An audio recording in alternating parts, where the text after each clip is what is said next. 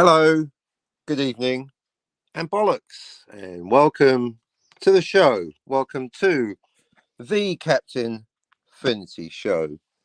I am indeed your host. I am and remain Captain Finity. For a while there, I was known. I was actually known for changing my name online all the time. But now, finally, I found a handle that is appropriate, correct, and perfect. Oops, feedback. Captain Finity, Time Travel Police. A handy guide to two of my books. One of them being Captain Finity, that's the fictional one. The other being Time Travel Police, that's one of my non-fiction books about fiction.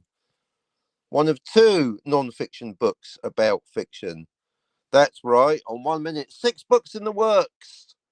2 fiction, 2 non-fiction, and 2 non-fiction about fiction, including but not limited to Time Travel Police, a non-fiction book about something, time travel to the past, that's only possible in fiction. The other one, the other book, that is non-fiction about fiction, hello first listeners, is Deckard a Replicant? 2021 22 pop culture essays about movies that are, to some people, vague endings, deliberately vague, accidentally ambiguous, or indeed not vague at all, but actually intended as being specific, but you don't get it. Is your book based on a true story, though? Which one? The fictional one? That's wow, stone cold. You really sometimes, I'll tell you what, sometimes you come up with some nonsense, and sometimes, stone cold, you come out with the most amazing. Yes, don't tell anyone, that's the secret.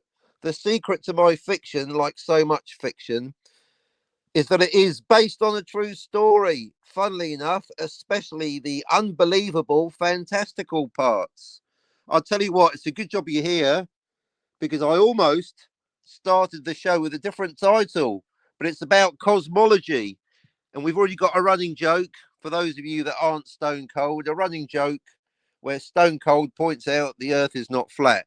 And as I'm first to point out, several answers to that. The first of which being, this is a Wendy's. This is a Wendy's, madam, a pop culture channel. And branding is very important. Honest branding based on the actual reality of the show.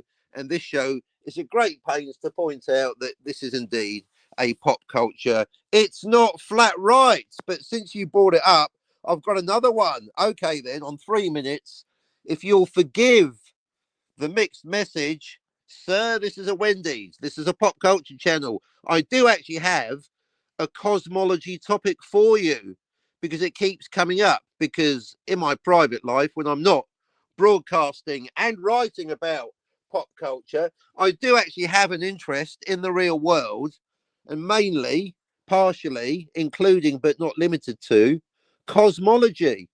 So once we've established that the Earth is round, it's not actually perfectly round like a beach ball.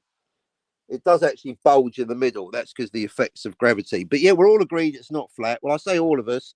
Shout out Darren Wagner, the otherwise highly intelligent YouTuber and Twitter operator, Darren Wagner, who seems to be convinced, I think he's just trolling. No one is that stupid. Certainly not Darren Wagner, that the Earth is flat. But here's one for you about the moon. I've been watching a few documentaries about the moon and Mars's moons, Deimos and Phobos, basically two giant potatoes, so tiny. Are they really moons? But this is the amazing thing, and that brings me on to other things, which is like with me pointing out things about pop culture and sometimes not, like what I'm about to lay down on you about the moon. I'm about to lay down some amazing facts. No one is going to get very far in life commercially or socially by going, hey, the sky is blue, or hey, let's debate whether Superman is a superhero. So, although there's a lot of debates, arguments, and discussions on YouTube, not just with me, but certainly on this channel and on Twitter, there's no point just saying obvious dumb stuff that everyone knows. But having said that, the earth is not flat is something so obvious it should be beyond debating. I mean, nobody thought the Earth was flat in 1491. That's a myth about a myth. Another subtopic talking about what people thought. Not only was the Earth not flat in 1491, nobody thought it was, contrary to a myth about Christopher Columbus. Christopher Columbus did not teach the world anything about the world being round because everyone already knew. There's more flat earthers now around the globe. There's more flat earthers around the globe today than there were in 1491. Christopher Columbus taught the world nothing. He knew the world was round, but so did everyone else. In fact, Christopher Columbus made a mistake. He made two mistakes. He made several mistakes, logical and moral. He miscalculated the size of the Earth because everyone knew the world was round and everyone knew roughly the size of it, thanks to the Aristophanes and the ancient Greek philosophers and scientists that figured it out about 3,000 years previous, isn't it? But that fucking muppet, that idiot, that poltroon, that utter moron, Christopher Columbus, miscalculated accidentally on purpose the size of the Earth to be 2/3 of the size it actually was, giving him the ridiculous notion that he could get to India, to the Indies, by going west. But he made another mistake, admittedly a mistake everyone made, assuming America didn't exist.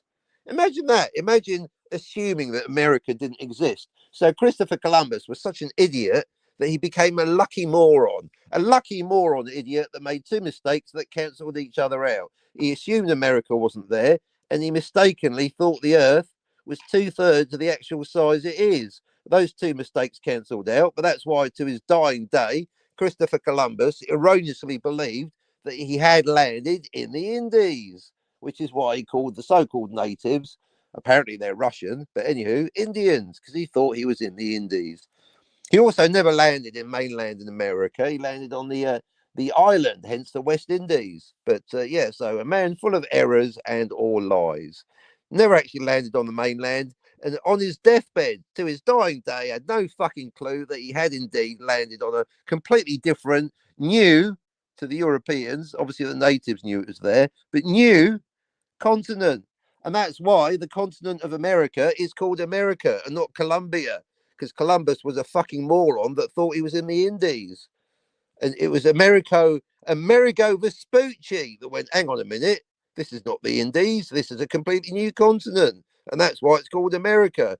So really, the person that actually discovered America was Amerigo Vespucci, the first person, the first European that gets shouts out to the natives. If you're living there, you probably know it's there, don't you? The natives that lived in America knew it was there because they fucking lived there. But yeah, the first person to actually discover that it was a brand new continent was Amerigo Vespucci. I want to hear less talk about Christopher Columbus and more about Amerigo Vespucci. Do you think people today are not as smart as they used to be? Or see, that's two things I try and avoid talking about. Generalizing, although I hate generalizing so much, I'll allow myself the ultimate generalization, all people. And also trying to guess what people think. But since you asked, don't, yes, I think people are generally morons. Exactly that. Well, because what little intelligence we do have, we're now totally over reliant on technology. I'll give you a specific example, whether you think the earth is flat or round, reading maps. I mean, I've gotten lost before. Oh, never go for a wander around Amsterdam off your head. You'll get lost. You'll think you are the map. But the point is, I was very glad once we had map telephone technology reach the point where your phone is clearly a tracking device because it knows where you are. Map reading is a lot easier when you've got a blue dot, the color and the shape could be a red square. A bit confusing if you're in Russia. If you've got a blue dot on the map telling you where you are, because knowing where you are on the map, I'll tell you what, you are here. Well, great, where's here? So that's the problem with fold out traditional old school maps. You don't know where you are. But the point is, we're now over reliant on modern technology, including but not limited to maps, and as such, we're handing over all our all of our knowledge and intelligence to the machines, not knowing whether they're lying to us. That's why so far my conversations with the AI have been about topics that I know about to test the AI, although it has come up trumps, as it were, phrasing. And the AI does seem to understand time travel to the past in fiction a lot better than humans. So, yeah, the artificial intelligence is getting smarter and human intelligence is getting dumber. So I'm afraid, Stone Cold, the answer is yes. Generally speaking, I hate generalizing and I hate talking about what people think. But like Christopher Columbus, I'm going to do two things that I never do at the same time. Yes, all humans are getting dumber, and try not to. And that actually ties into my main topic. I'm trying to elucidate people by thinking about things, by reading books, not just watching YouTube videos, but actually reading books and also thinking for myself. And here's another one that came up. It was actually a picture of Galileo's finger, giving the church at the time the finger, as most of you know, although as per Stone Cold's question, maybe you don't know that Galileo, about, was it 350 years ago? Was it 50, no, 400 years ago? Galileo, basically, everyone knew the Earth was round, but everyone also thought it was the sun that orbited the Earth, that the Earth was the center of the solar system, the galaxy. What clues in the name, isn't it? Solar system. And indeed, the universe, God's creation, humanity in the center of everything, and the sun revolved around the Earth. Look, there it is, the big yellow thing in the sky. There it goes, traveling across the sky every day. In fact, that's how it gives us day and night. And a lot of people thought the sun goes around the Earth. There's your visual evidence, big yellow thing going around the Earth. Incorrect. As we all know, as we all believe, Galileo pointed out, no, the sun is orbiting the Earth. It's not geocentric, it's heliocentric. From Helios, the sun.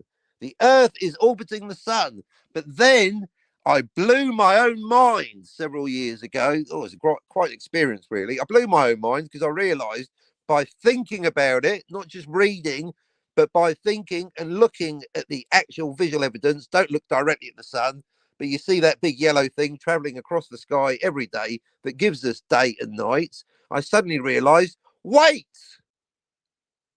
oh my goodness, based on visual evidence alone, there's no evidence that the Earth is orbiting the sun, but there's no evidence the sun is orbiting the Earth. To get day and night, to get that yellow thing, the sun traveling across the sky, that's got fuck all to do with orbiting. Maybe the Earth is not orbiting the sun, and the sun is not orbiting the Earth. No one's orbiting anyone. The Earth and the sun aren't moving. They're perfectly still in space. Now, obviously, we know that's not true. But then again, how do you know it's not true? This is what I'm talking about. Sometimes you got to be like Christopher Columbus. Sometimes you got to get stupid before you can get smart. Because I blew my own mind, and if you like having your mind blown with amazing facts, here it is. There's no visual evidence that the sun is orbiting the Earth or that the Earth is orbiting the sun. But Captain, those of you still capable of thinking a little bit, but Captain, I hear you say, what about the big yellow thing traveling across the sky every day as if it was drawn by Apollo's chariot? Yeah, that's caused by the Earth spinning. Oh, shizer! See what I mean? Maybe the Pope and Galileo are both incorrect. There's no evidence that the sun is orbiting the Earth or that the Earth is orbiting the sun. The apparent passage of the sun across the sky all day, every day, is caused by the Earth spinning on its axis. No orbiting required. What a mind scrambler. So maybe Galileo is talking as much shite as the Pope. Captain, what about day and night? Said my own mother. What about day and night? Yeah, that's caused by the Earth spinning. What about summer and winter? That's caused by the Earth wobbling. So day and night, summer and winter, autumn and spring, not at all remotely requiring any orbiting whatsoever. The Earth and the sun perfectly still in the sky. Amazing, isn't it? The Vikings were here before Columbus. Oh, that's what I'm talking about. So Columbus wasn't exactly another layer of fact. Not only was Columbus not the first person in America, not only did he not realize that he was in America until his dying day, but he wasn't the first person there because of the so-called natives, and he wasn't the second group of people. He wasn't correct. Well done. You got me there. So I was incorrect. He wasn't the first European. The Vikings were there. Vinland, not Brian. Aye, aye. And you know, all these conversations, it has inspired me, Stone Loki. So one of my other books, book number 6, as a partner to Is Descartes a Replicant, Is the Earth round? I am going to have a book of 21 non-pop culture hot topics about actual reality, which people still seem very confused about. Is the Earth round? Is the sun orbiting the Earth? Was Columbus full of shit? Did he not realize that America was there, even having landed there? He didn't.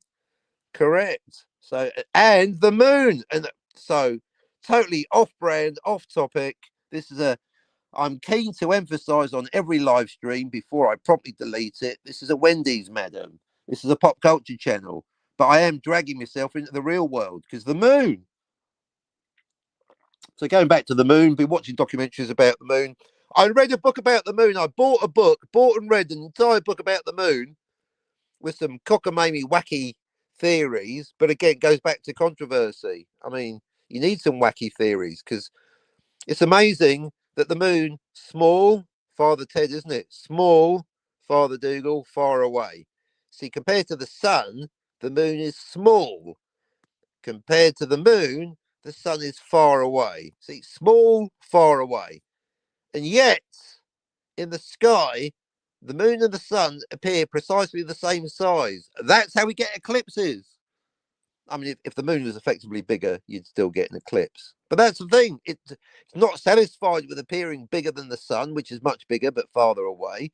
They're exactly the same size in the sky, as proven, when the moon covers the sun and you get an eclipse, don't you? So small, far away. But wait, there's more.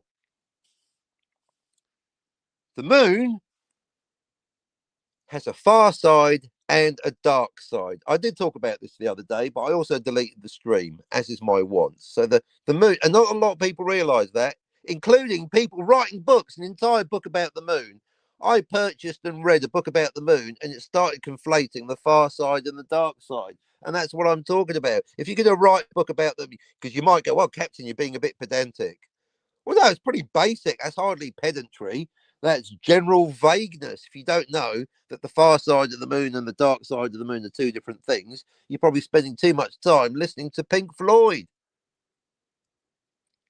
And especially, yeah, so maybe standard morons out there, don't bother correcting them. But then again, if you're talking about it, and this is the whole thing, another book, book number 7, pedants, impedants, slackers, and rebel poets. You're the one talking about the moon. Oh, Captain, the far side and the dark side, it doesn't matter. Well, you're the one talking about the moon. You're the one writing a book about the moon. You're the one making a YouTube video about the moon.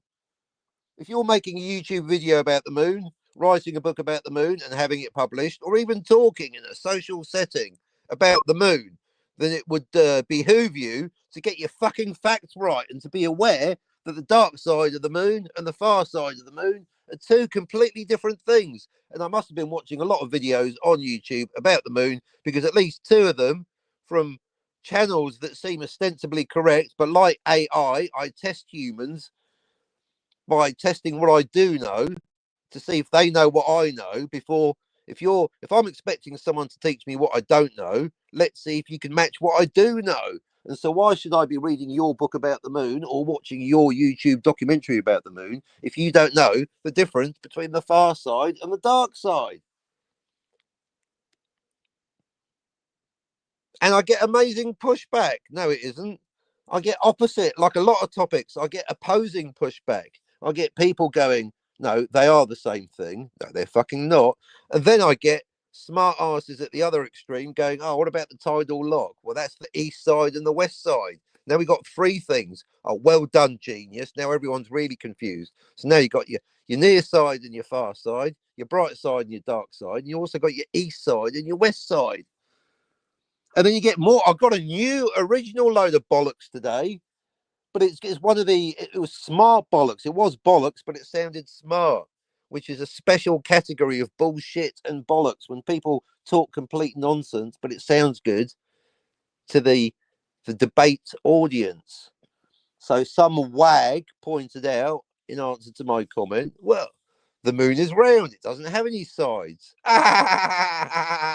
Well, tell that to the people talking about the far side and the dark side. But you see, that's bollocks because it does effectively have 2 sides. But in a way, it's not bollocks. So I thought, oh, very clever. And me simultaneously stupid and clever. And it really got me thinking. So now I've got to preempt that bullshit. I've got to put a preemptive paragraph in my poster about the moon. 7 books and a poster, that's me, pointing out that yes, a piece of paper objectively has 2 sides, but a globe, a sphere, does not have sides objectively per se, but can be easily divided into sides. So, correct, the moon and the earth don't actually have sides because they're not flat. Well, and that's where we come full circle, ironically enough, full circle to the flat earthers going, well, the earth does have 2 sides because it's flat. Oh, for fuck's sake. No, it isn't. The earth is round, but it does have 2 sides because no one disagrees. But there's a northern hemisphere and a southern hemisphere. But so I'll give a point to the bullshit wanker on YouTube going the moon doesn't have sides because yeah, a flat piece of paper has got 2 sides. It's one piece of paper. That's why, somewhat confusingly to some people, every piece of paper has actually got 2 pages, isn't it? Page 1, page 2, 2 sides. You could argue, well, it's actually a very flat rectangle. It is 3-dimensional. The 3rd dimension is very narrow on a piece of paper, but there are. See, you can start talking bollocks or, in fact, facts about anything, confusing people further. Hence my wonderful phrase to go through life with: eschew obfuscation. Yeah, I like to eschew obfuscation. Any obfuscation going on, I like to eschew it. So a piece of paper does objectively, demonstrably have 2 sides, where a globe, a sphere, a round shape, a ball doesn't have 2 sides as such, but we all accept that you can divide a globe conceptually into 2 sides. For example, the Earth being divided into the northern and southern hemisphere. So a worthy bit of bollocks I will be adding to my poster about the moon. Because anyone claiming, oh, it doesn't have 2 sides, well, tell that to the people talking about the far side and the dark side.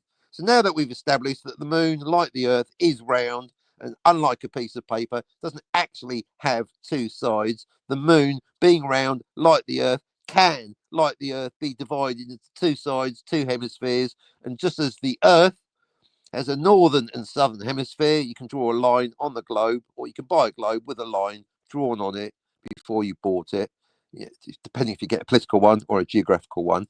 Equally, the earth then has been divided into a northern and southern hemisphere. I mean, people talk about the eastern and the western hemisphere, but that's actually, where's the line for that? So the moon has been divided by me into the east side and the west side, to answer the people banging on about the tidal lock.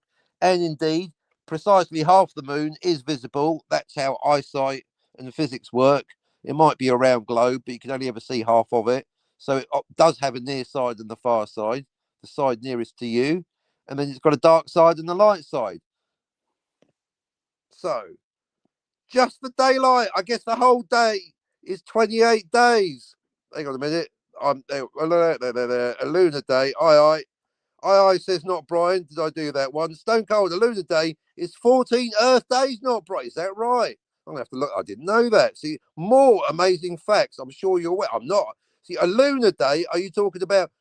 Well, because of the tidal lock. Well, let's go through it. Just the days. I guess the whole day is 28 days. It's actually 29 and a half, but close enough. Not Brian. High Stone Cold. But then again, it pays to be pedantic because yeah, it's not quite 28 days. Otherwise, you'd have a full moon every 4 weeks. All right. So first of all, let's clear out something that's irrelevant but true. Irrelevant but true. So again, most people are shocked into disbelief. They simply don't believe me. I get pushback. I'm trying to teach you an amazing fact to blow your mind by being honest and true.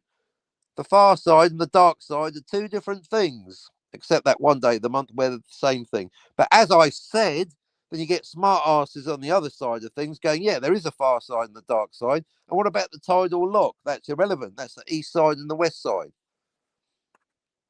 And actually, it's a good lesson in relativity. So, the moon, like the earth, can be divided into 2 sides. I'm going to call them the east side and the west side. Okay. Can you point on the map and show me the Sea of Tranquility? Right. So, there's an east side and a west side. We have to draw a semi arbitrary line. But because of tidal lock, the near side is always the same. unlike the Earth, which is spinning as it's orbiting the sun, the moon is not spinning as it's orbiting the Earth, or rather, it's orbiting in such a way that we are always and only seeing the same face of the moon. Now, if you imagine if the Earth did that to the sun, we wouldn't have day and night, which goes back to my earlier point about the passage of the big yellow thing in the sky. If the Earth to the sun was like the moon to the Earth, if we had tidal lock to the sun, then basically half the planet would be permanently cold and dark in winter, effectively, and the other side would be burnt to a crisp. So thank goodness we don't have tidal lock with the Earth to the sun, but we do to the moon to the Earth. So we're always seeing on the same side, and that's the tidal lock, which is completely irrelevant to the topic of the near side and the far side and the dark side and the bright side. But thanks to tidal lock, the east side is always the near side and the west side is always the far side. And until you get into a rocket ship and go to the moon, or at least send a robot or a computer with a camera, then you can never see the far side of the moon. So that's before we get back to the dark side and the light side, the east side and the west side, and the far side and the near side. The east side, yes, I made it up, but it's for the people banging on about the thoroughly irrelevant to this discussion tidal lock. So let's get it out of the way. Thanks to tidal lock, we always see the same side of the moon and we never see the other side of the moon, which is why until we invented rocket ships that went to the moon, unless you believe that we didn't, but we did, not we, you and I, other people before us, there was a theory that it was made of cheese. Cracking cheese grommet, Wensleydale. Yep, because we knew it was a known unknown. You could, going back to Galileo, looking through a telescope that he invented. Observation, the cornerstone of good science. Oh, look at that. I'm always looking at the same side of the moon. It never changes. It's not spinning on its axis, unlike the Earth. And that's why the near side of the moon, near to us, it's all relative. If you, hypothetically, or actually get into a rocket ship and go to the other side, if you're on the far side, then obviously that's near to you. So it's all relative, isn't it? Relativity, folks. So from the point of view of being on the Earth, the east side is always the near side. We always and only see the east side of the moon, and we never see the west side of the moon, unless you get into a rocket ship or watch footage from a rocket ship. Suzanne, hello, Finity. Hello, Suzanne. Hope you are well. So thanks to tidal lock, the east side is always the near side and the west side is always the far side. But if the laws of physics were different, or if the laws of physics stayed the same, but someone in a very powerful ship, maybe in an episode of Star Trek, someone like Q put a spin on the moon and it started spinning like the Earth does, then we'd be seeing different sides of the moon. You'd be going, oh, well, I mean, the near side's always near, unless you move, and then the near side is far. But then, yeah, if the moon was spinning, then you'd be seeing the east side, the west side, you'd be seeing all the sides. Just like if you're on the sun, you'd be burning up. If you're on the sun watching the Earth, you'd see the Earth spinning, wouldn't you? Without any orbiting. This is fun, isn't it? So, thanks to tidal lock, the east side is always the near side and the west side is always the far side. But hypothetically, the moon, like the Earth, could be spinning, and therefore you'd be seeing all the sides of the moon as they became near. So, tidal lock, east side is always the near side, west side is always the far side. Now, let's get back to the main topic, the dark side of the moon that affected Pink Floyd so much. See, that changes constantly over a cycle, as mentioned earlier, of 29 and a half days. Is it precisely half a day? Probably not.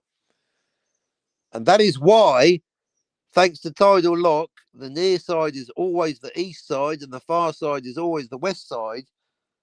But which side is bright or dark is constantly changing by degrees. It's not binary. You don't go from new moon, bam, to full moon. You get a half moon, which is actually a quarter moon. So again, phrasing, go back to my earlier point, eschew obfuscation. And thus, on a full moon, A full moon doesn't mean it's full because it's eaten. On a full moon, the near side, which is always the east side, is the bright side. And that is the one day of the lunar month where the far side is the dark side. Because when the near side, being the east side, is the bright side, then the far side, which is always the west side, for that one day, is the dark side. But on a new moon, it's the opposite, isn't it? On a new moon, you're looking at the dark side, which is still the near side, because obviously, because it is near, because you can't see the far side by definition. Even if you went by rocket ship to the other side of the moon, then that would be near to you. So by definition, you're always looking at the near side because you're always looking at what's nearest to you. So yeah, on a new moon, which could be called a dark moon to us, half of the moon is always illuminated by the sun.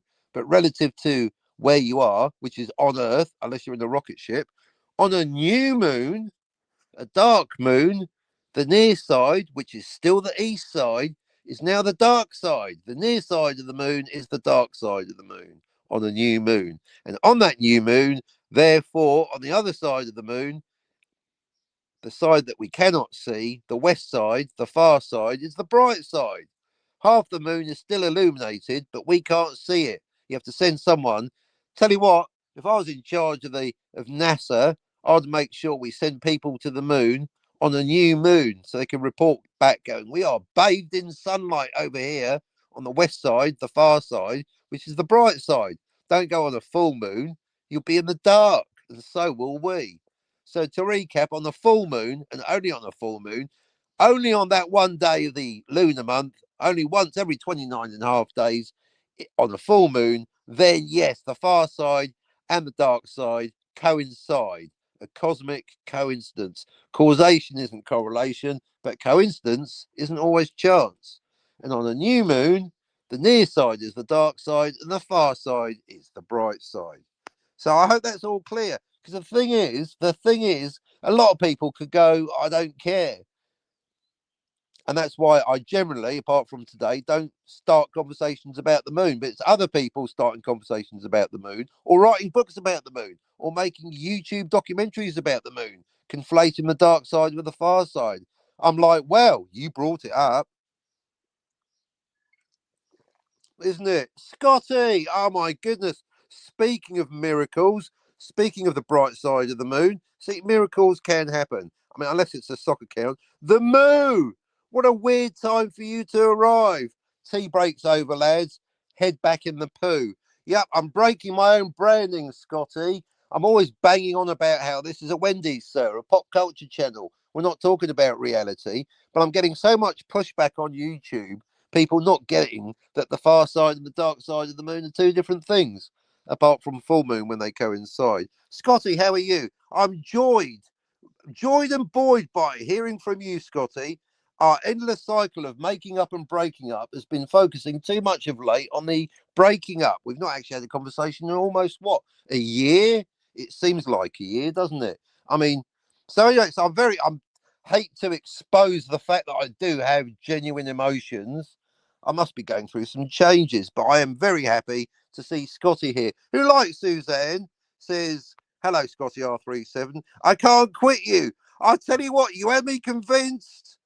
You're like some of my exes. Exactly. You can't. Oh, I can't get rid of you. You had a bloody good try, but Scotty, you like Suzanne. Suzanne, says Scotty. See, this has been an amazing week.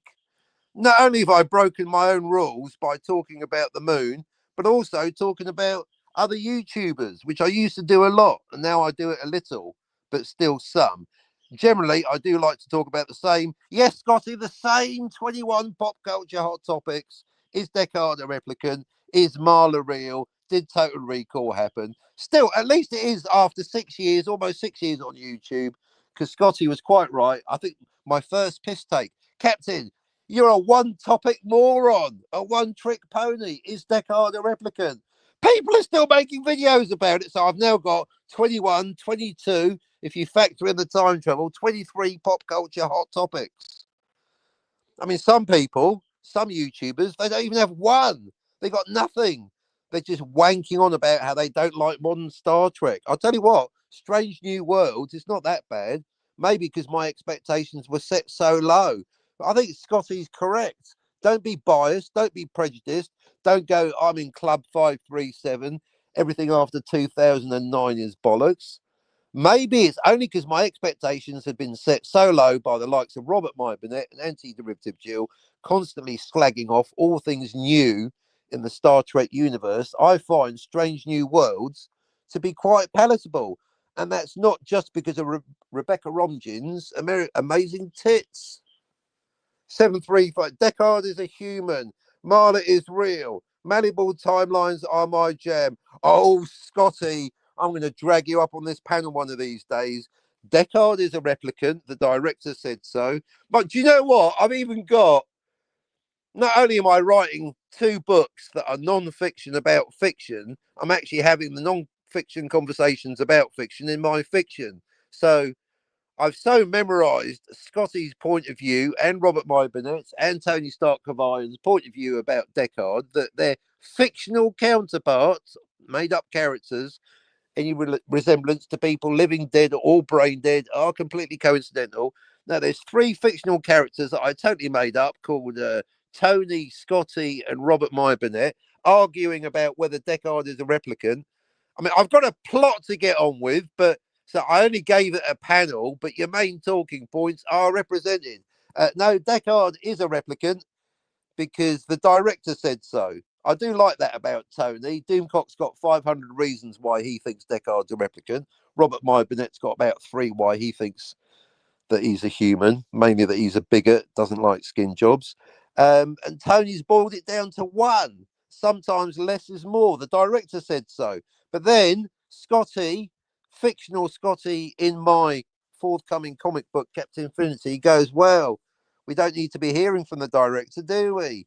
The movie is the talking. You want to hear a film director talking about the movie? The movie is the talking, isn't it? Paraphrasing David Lynch. I am capable of listening to other people, even Scotty, whether I agree with them or not. And to an extent, he's got a point, hasn't he? Death of the author. But then again, if Death of the author was such a final argument and the clear pronouncements of Ridley Scott were that irrelevant, then why is Robert Myburnett lying about them? Or rather was, until I bust him live on air doing it. People like Robert Myburnett and Chris Paul Drinker repeating the lie, the myth, the untruth that Ridley Scott has been changing his mind. He hasn't. And I've got a second copy of Starburst from 1982 winging its way in the mail from Germany. Thank you, Bensonhurst. An actual gift. Isn't that nice? She sent me a magazine, another copy of Starburst. It's in the post where there's an interview with Ridley Scott in 1982 saying Deckard's a replicant. Discussion over. So anyway, Marla is not real. So another one. Oh, well, there you go. That's why I've got a book coming. I mean, what? So is George R. R. Martin. It's going to mean more when I actually complete these things, isn't it, Scotty? But I feel more free to talk about my books because, yeah, it has taken a lifetime, 100 years, if not longer. But finally, this week, I actually completed a book. First draft only. Well, 15th draft. It depends on the chapter. I mean, timeline shunting. That's obviously on its first draft because it's a relatively new thing. But yeah, 50 years, a 50-year shower thought about time travel. See, malleable timelines are my jam. Brilliant. The one thing you cannot do, Scotty, is have malleable timelines. But even that, see, it's been a journey listening to other people is great because now he's here, I can really slag him off. People like Scotty going, oh, it's fiction. There are no rules. Now, you have to have rules because it's fiction. I mean, Scotty is quite right. Time travel to the past in fiction. Time travel to the past is impossible. But you tell that to Eugene Bird, he thinks it's real. And that's when I realised why. After the 50 years of thinking about it, I realised why I'm so fascinated by the teenage grandfather erasure paradox. Because it doesn't matter whether it's real or not. It's still a valid question. But this is my current obsession. People like Scotty, that's a fact, not meaning that in a derogative manner, but people like Scotty go, oh, it's fiction, you can do what you want. No, you can do what you want apart from break Clobby's law, the one law. But that's the, see, Scotty's only half the equation, like with the moon. Some people, morons, going, oh, the dark side is the far side. No, it isn't. And then you've got your pseudo-intellectual fucking pretend geniuses going, oh, what about tidal lock, the east side and the west side? Irrelevant complication. So same thing with time travel. You've got people like Scotty going, oh, it's not real, you can do what you like. And then you've got people like Scogli, too intelligent for his own good, if such a thing is possible, going, oh, not complicated enough, Captain. I need you to discuss the tachyons. I need you to actually invent a time machine and tell me how it works. And that's why my forthcoming script outline included in Time Travel Police, Scott to the Fuhrer, the thing that powers the time machine, is a unicorn. Because that's something you don't need to explain. And that's where I'm on Team Scotty. Time travel's made up. Don't bother explaining something that's actually impossible in physics, because you'll end up spouting a bunch of bullshit technobabble. Time travel to the past is only possible in fiction, and therefore explaining it is a fool's errand. And no doubt Scotty will then say, well, if explaining time travel because it's not real is a fool's errand, then why are you so obsessed with the grandfather paradox? Exactly, Scott, because that's the one thing you cannot do, even in fiction. You can't go backwards in time, not backwards, and prevent your own birth. And that's why I've got Scotty to the left of me, Scogli to the right. Here I am, stuck in the middle with you fuckers. And that's why a 50-year shower thought has resulted in a 100-page book explaining that there's only one question. The entire book's only covering one thing, Clobby's Law. Well, I do have two double-page spreads covering that I'm aware. There's Jessica's Law and Scotty's Law. I'm aware it's fiction. I'm aware it's simple. I'm aware it should be simple. But I've also got two double-page spreads covering the overcomplications, the tachyons, the actual functionality of how the time machine works, the position of the time traveler relevant relative to the Earth. Oh, you've time traveled. Have you space traveled? The Earth has moved. You're floating in space. No, you're not. Time travel's made up. I mean, in that sense, Back to the Future is quite clever because it doesn't assume that a time travel machine is a space travel machine. It realizes that they're two different things. And the time traveler, whether it's Marty or Doc, they stay in exactly the same place, although that place might change. Twin Pine Mall, you go to 1955, there's no mall, it hasn't been built. It's part of a farm, isn't it? And then you knock over a tree, it becomes Lone Pine Mall, but you don't create another timeline. Anywho, so that's like, whether it's the moon or time travel, I, like the Buddha, I'm stuck in the middle with people trying to make it too simple or too complicated. I'm basically, maybe I'm Goldilocks. I'm the Goldilocks of pop culture and the moon, because I've got Scotty's complaining it's too complicated having one rule, and Scogley's complaining that 11 rules aren't enough, isn't it? So there you go. Here we go. So day 735. I've been corrected. Now I'm a what you might call a low key fan of Star Trek. I will always basically cede seniority to Scotty. Scotty knows way more about Star Trek lore. That's LORE. Make your own puns. Star Trek lore. Scotty's way more familiar with the specifics of Star Trek than I am. I really only watch OG Star Trek. I think TNG's rubbish. I used to like Voyager, but I've gone off it retrospectively. But I did watch the whole thing when it's first broadcast in the UK. Deep Space Nine, never watched it, although I do know they did go backwards in time. So yeah, 735. Thank you, Scotty. But yeah, for me, I'm Club 69. I bet you are, or whatever it is. How many episodes in the first three seasons of OG Star Trek, Scotty? I'm Club that. I can't stand TNG. But yeah, I am liking, relatively speaking, Strange New Worlds. And I am going to have to basically, Robert, my Burnett, and Jill have ironically enough made a sale. I think I'll be purchasing the Blu-rays of seasons 1 through 3 of Strange New Worlds. Also because there's at least 2 episodes in season 2 with time travel where I think they get it wrong. Not only do they go Maliball, they go Maliball and multiple, like Back to the Future. If there's one thing even worse than breaking Clobby's law, it's breaking Clobby's law and obeying Clobby's law in the same episode. Self-consistency. I'm glad you're here, Scotty. I poke for fun, sir. Me too. And that hopefully, and I think with the presence of Scotty and Suzanne and the other day Yvette, I think more people coming back. Basically, I'm here to put the fun back into YouTube and Twitter.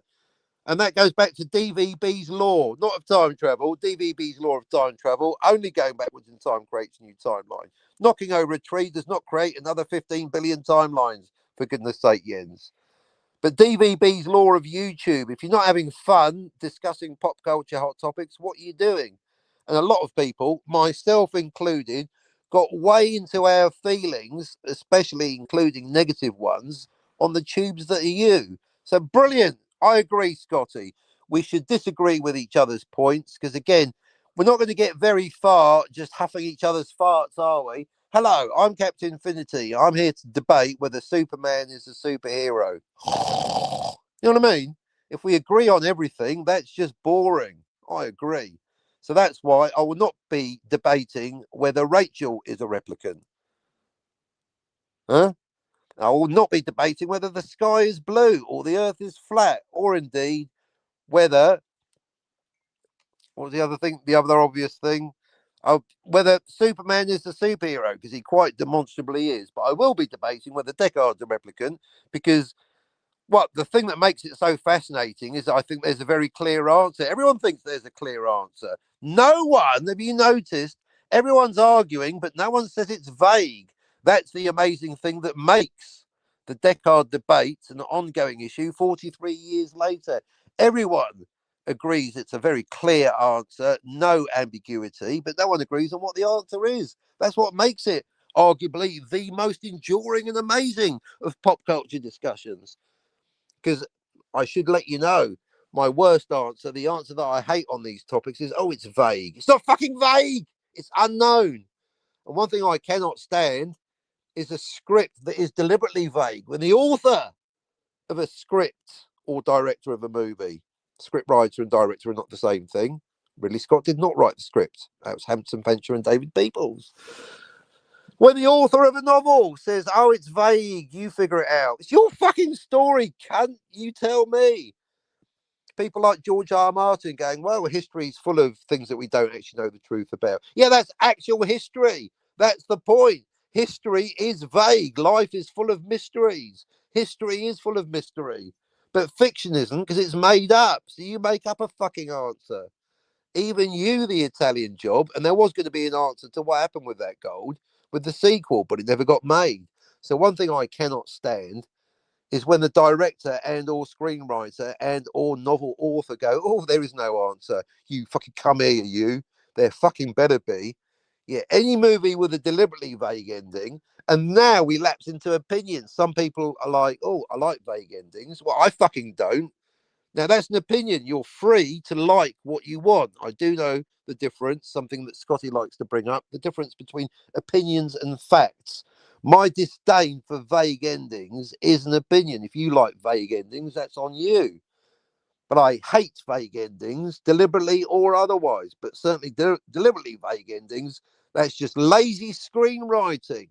See, I love a hard to figure out ending. I like a mystery. I like a bit of thinking with my movies. I mean, I like straightforward shit too. You know, did Luke really blow up the Death Star? Yes.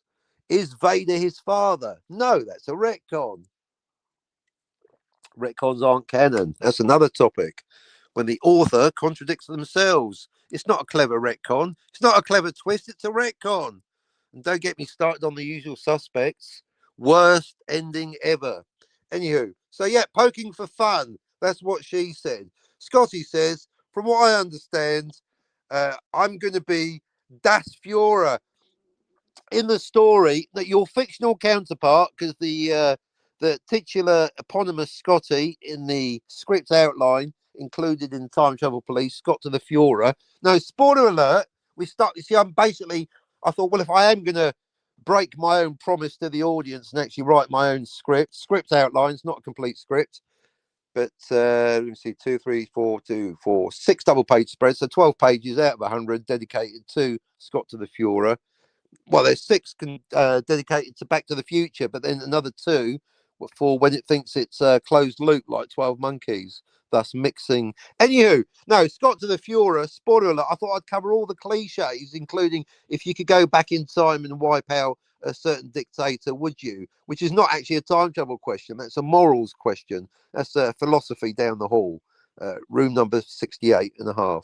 So no, what we do is we find out that through biology that Scotty's father's father was indeed a certain mustachioed Fiora. So Scotty, so that way we cover the moral non-time travel question. If you could go backwards in time, not backwards. Yeah, I'll explain why later and have done earlier. Backwards in time, not back. It's your first time. Would you morally wipe out that Fiora before he became the Fiora? But also confronting as much as, see, one thing again, Back to the Future. Oh, it's only a comedy, Captain. I don't care. That's DEI talk. I treat all stories equally. I don't care if it's a comedy, a cartoon, or hard science fiction novel. Don't care if it's Star Trek, Back to the Future, or Scooby Doo. I treat all stories equally because I'm into equality, not equity. Anyway, Back to the Future is just a silly comedy, but it gets a lot of things right. And I think that the story, certainly the movie that gets closest to confronting the grandfather paradox, is Back to the Future, because it's not grandparents specifically, parents, but basically it makes Marty disappear, but then it chickens out, doesn't go through with it. Daniel's Hot Topics is correct. So I wanted to go further and become the story that confronts the teenage grandfather erasure paradox more than any other story. And so Scotty, no relation, fictional Scotty, in the story Scott to the Fuhrer, finds out that his paternal grandfather, for those of you not keeping up with the reading, that's his dad's dad, is indeed a certain mustachioed dictator. And Scotty is sent backwards in time to erase said dictator. Thus, he's got the moral question: would you wipe out said dictator before he became the dictator and at that point had committed no crimes? And also, would you morally, emotionally wipe out your own grandfather? And also, would you be aware that wiping out your own, what would happen? And that's the thing. Fictional Scotty being quite ignorant of temporal. Well, this is the thing. Fictional Scotty is all about that malleable timeline. Oh, brilliant. Great phrasing, Scotty. I might use that. Fictional Scotty is, and I quote, all about that malleable timeline. And that's the beautiful irony. That's the confrontation of the issue. We're facing it head on. Fictional Scotty is sent backwards in time to erase a certain mustachioed dictator who is his own grandfather. And so he spends the first act of the script bitching and moaning. Well, if I do that, I'm going to disappear because I'm all about that one malleable timeline. There's no such thing as one malleable timeline. Clobby's law. That's the whole point. And that's why the script outlines the Scott to the Fuhrer forms a large part, 6 double-page spreads, of Time Travel Police, because it perfectly illustrates, even more than Back to the Future, why the one thing you cannot have as a conclusion to a 50-year shower thought. Me bits are wrinkled, but it was worth it. It's all right having a long shower, as long as you've got company. Hello, Jessica. Anyway, so yeah, Scotty, see, this is what I realised for dramatic tension. Most time travel stories, you got time travelers running around trying to prevent major changes to the past, not realizing that safe time travel is a myth. The arrival is the change. Anyway, so Scotty, for dramatic tension, Scotty's running around going, oh, I'm going to wipe out the Fiora and thus make myself disappear. I'm going to make a sacrifice, not realizing that by arriving, just like Marty McFly, by arriving in Berlin 1940, Scotty immediately, by definition, thanks to Clobby's law, necessarily, immediately, demonstrably creates a brand new timeline.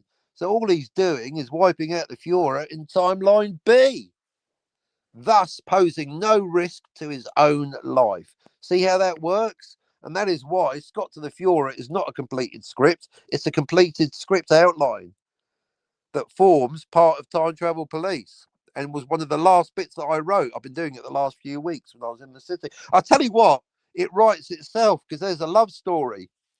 See, some of you might be disappointed I've avoided the incest storyline. See, Scotty does also, ironically enough, basically knock said certain dictator out the path of an oncoming staff car when he's trying to get a look at basically what would have been his grandmother. So he actually saves his life. Oh, the irony. I'm telling you, the script wrote itself. I even had a picture of the Fiora looking through a pair of sunglasses like George McFly. So yeah, I made myself laugh. Is that good or bad when your own script makes you laugh? So anyway, so Scotty first saves the life of the dictator and then has to wipe it out. And there is a love story, but no incest, no. But there is a love triangle. Scotty then falls in love with a certain young, beautiful German Fraulein called Eva Braun, thus forming a non-incestual love triangle with the dictator that is now not his grandfather, because in timeline B there is no Scotty, but falling in love with his girlfriend then wife, Eva Braun.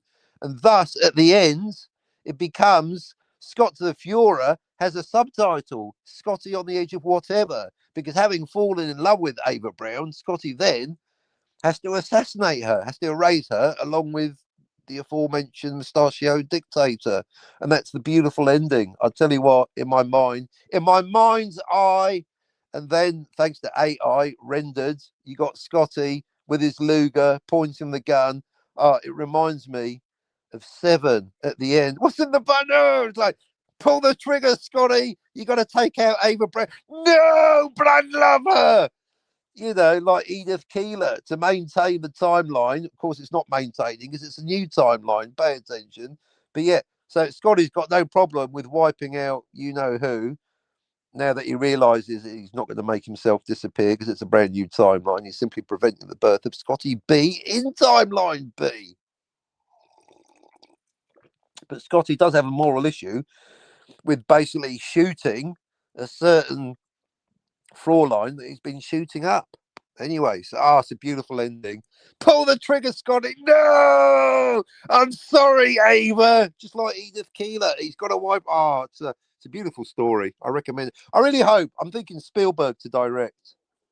So yeah, Scott to the Fuhrer, aka Scotty on the Edge of Whatever. It's brilliant. I like it. Marla's not real, Scotty. Exactly. Now we could do a. In fact, I've done one of the few YouTube live streams that I've not deleted, still available on this channel. Is I go into some detail, at least set up the conversation that Marla, Stone Cold gets it. Marla is a hallucination. But thanks to the ongoing endless debate about whether Deckard's a replicant, we can set up a few things like author intent.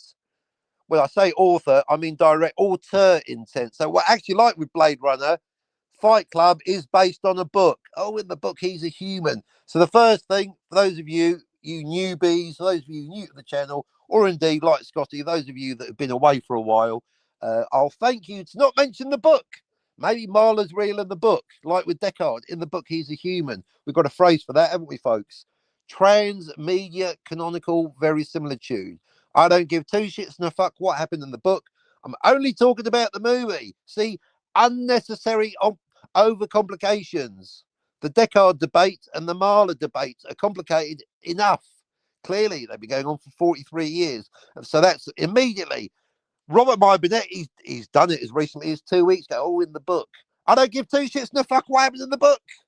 I've read Fight Club, but I'd need to read. I'm not going to reread it because it's irrelevant. We're only talking about the movie. So I think, Scotty, if you get to the point where you're ready to come back, you're welcome to come back now. Let me know. I'll put a link out for you. You're one of the only 3 people allowed on the channel. I'm much more. I mean, I used to have Emerald Teague on. That's how slack I was. So just to be clear, only 3 people currently have got an open invitation to my channel, and that is DVB in no particular order, Tony Stark of Iron, and Scotty R37. Everyone else, you have to apply in writing. So the point is, at this point, let's debate it because it is clearly vague. Well, there's another thing. It's not even vague. No one, a lot of people aren't even aware it's a debate. You have to even go further. Another point actually covered in my fiction book, Captain Infinity. At least when something's vague, it's a known unknown. Sometimes confusion is the clearest thing. Do you like that irony? Being confused is a moment of clarity, as some alcoholics might call it. Being confused is the clearest thing because at least then you know that you don't know. So at least with the Deckard debate, we know there's a question. But again, everyone thinks they've got the right. So with Marla, most people don't even know there's a debate. What do you mean Marla's a hallucination? I thought it was assumed that she's real. Well, you thought wrong. So the first stage of the Marla debate is pointing out that there is a debate to be had. And then, once we've done that, we can go deeper, like Tyler Durden into Marla. We're going to go deeper. That's what she said. And eventually, your head's going to be spinning, and you will admit, Scotty, that Marla is a hallucination, as is Tyler Durden, as is the entirety Fight Club, as is Meatloaf. Scotty says, I love Marla very much. Dismissing her existence bothers me. Well, that's the same thing. That's why people that think Deckard's a human are basically bigots, aren't they? Like Robert Meyer Burnett, they're anti-skin job. I mean, again, I like to listen to my opponents. Unlike a lot of people that like to debate on YouTube, I actually listen thoroughly. I spend years. So with Scotty and Robert Meyer Burnett, I spent years listening. Like Jens with the time travel, he's full of shit, but I could repeat his own. Oh, fucking one of them, innit? 6 billion timelines. Anything creates a fucking timeline, not just time travel. Yeah, okay, Jens, take your meds. Ad hominem. So yeah, people don't like the idea that Deckard's a replicant because they're bigots. They're no better than the Gestapo Einsatz group of Blade Runners that go around killing them. You got no empathy for skin jobs. And in this case, you got no empathy for hallucinations. Yeah, I don't like the idea that Marla isn't real either because she's gorgeous. But that's, see, not liking the idea of something is not the same. So I don't like the idea of a totalitarian one world government that ignores actual real crime but will arrest you for a tweet. But there it is. Yeah, there's a lot of things that we don't like the idea of that we are either have to accept or take a stand against, Scotty. So I agree, but she is. Lol, I digress then. No, you're right. See, Stone Cold's correct, but again, let's step back. The whole point is to have fun having the debate. And that's another circle because the point of debating, is having a winner and a loser that feels bad afterwards. But the journey's the destination and it's having fun and the absolute positive use, validity, and positivity of having the endless 5 to 6 years on YouTube and 43 years in the real world of debating whether Deckard's a replicant or how many timelines in Back to the Future and talking Muppets out of Malibu nonsense, Scotty? The whole point is to be having fun, isn't it? The journey is the destination. And also, literally, metaphorically, allegorically, proverbially, isn't it? All the things. The journey is the destination, but also the destination is the destination. I think it's both. But certainly the point is to have fun. And so whether we reach consensus on Deckard or Marla or not, the important thing is to actually have the discussion and have a reasoned debate and learn some things, such as the book isn't relevant. If you've not seen The Shining, even the car's different. I get Marla and you don't. Now, that's the kind of intellectual discussion that I've missed from you, Scotty. Well, there you go, folks. Debate's over. I was clearly mistaken. I was wrong. Marla is not a hallucination. Oh, Scotty, I've got an essay, a literal book coming out. Well, yeah, when are we going to see these books, Captain? Look, Time Travel Police is almost done, you fuckers. See, I can just argue with the voices in my head.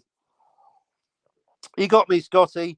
I've got a 500-word essay proving that Marla is a hallucination. Oh, you've got me in 6 words. I get Marla and you don't. Brilliant.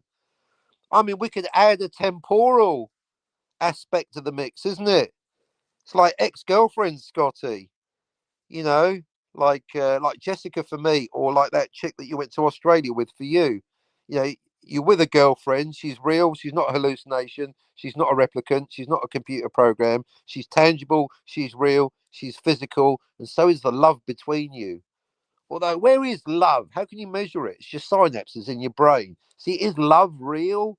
Can you can you print it out? Anyway, let's say so you're with a real woman and you're feeling real emotions and you are genuinely in love.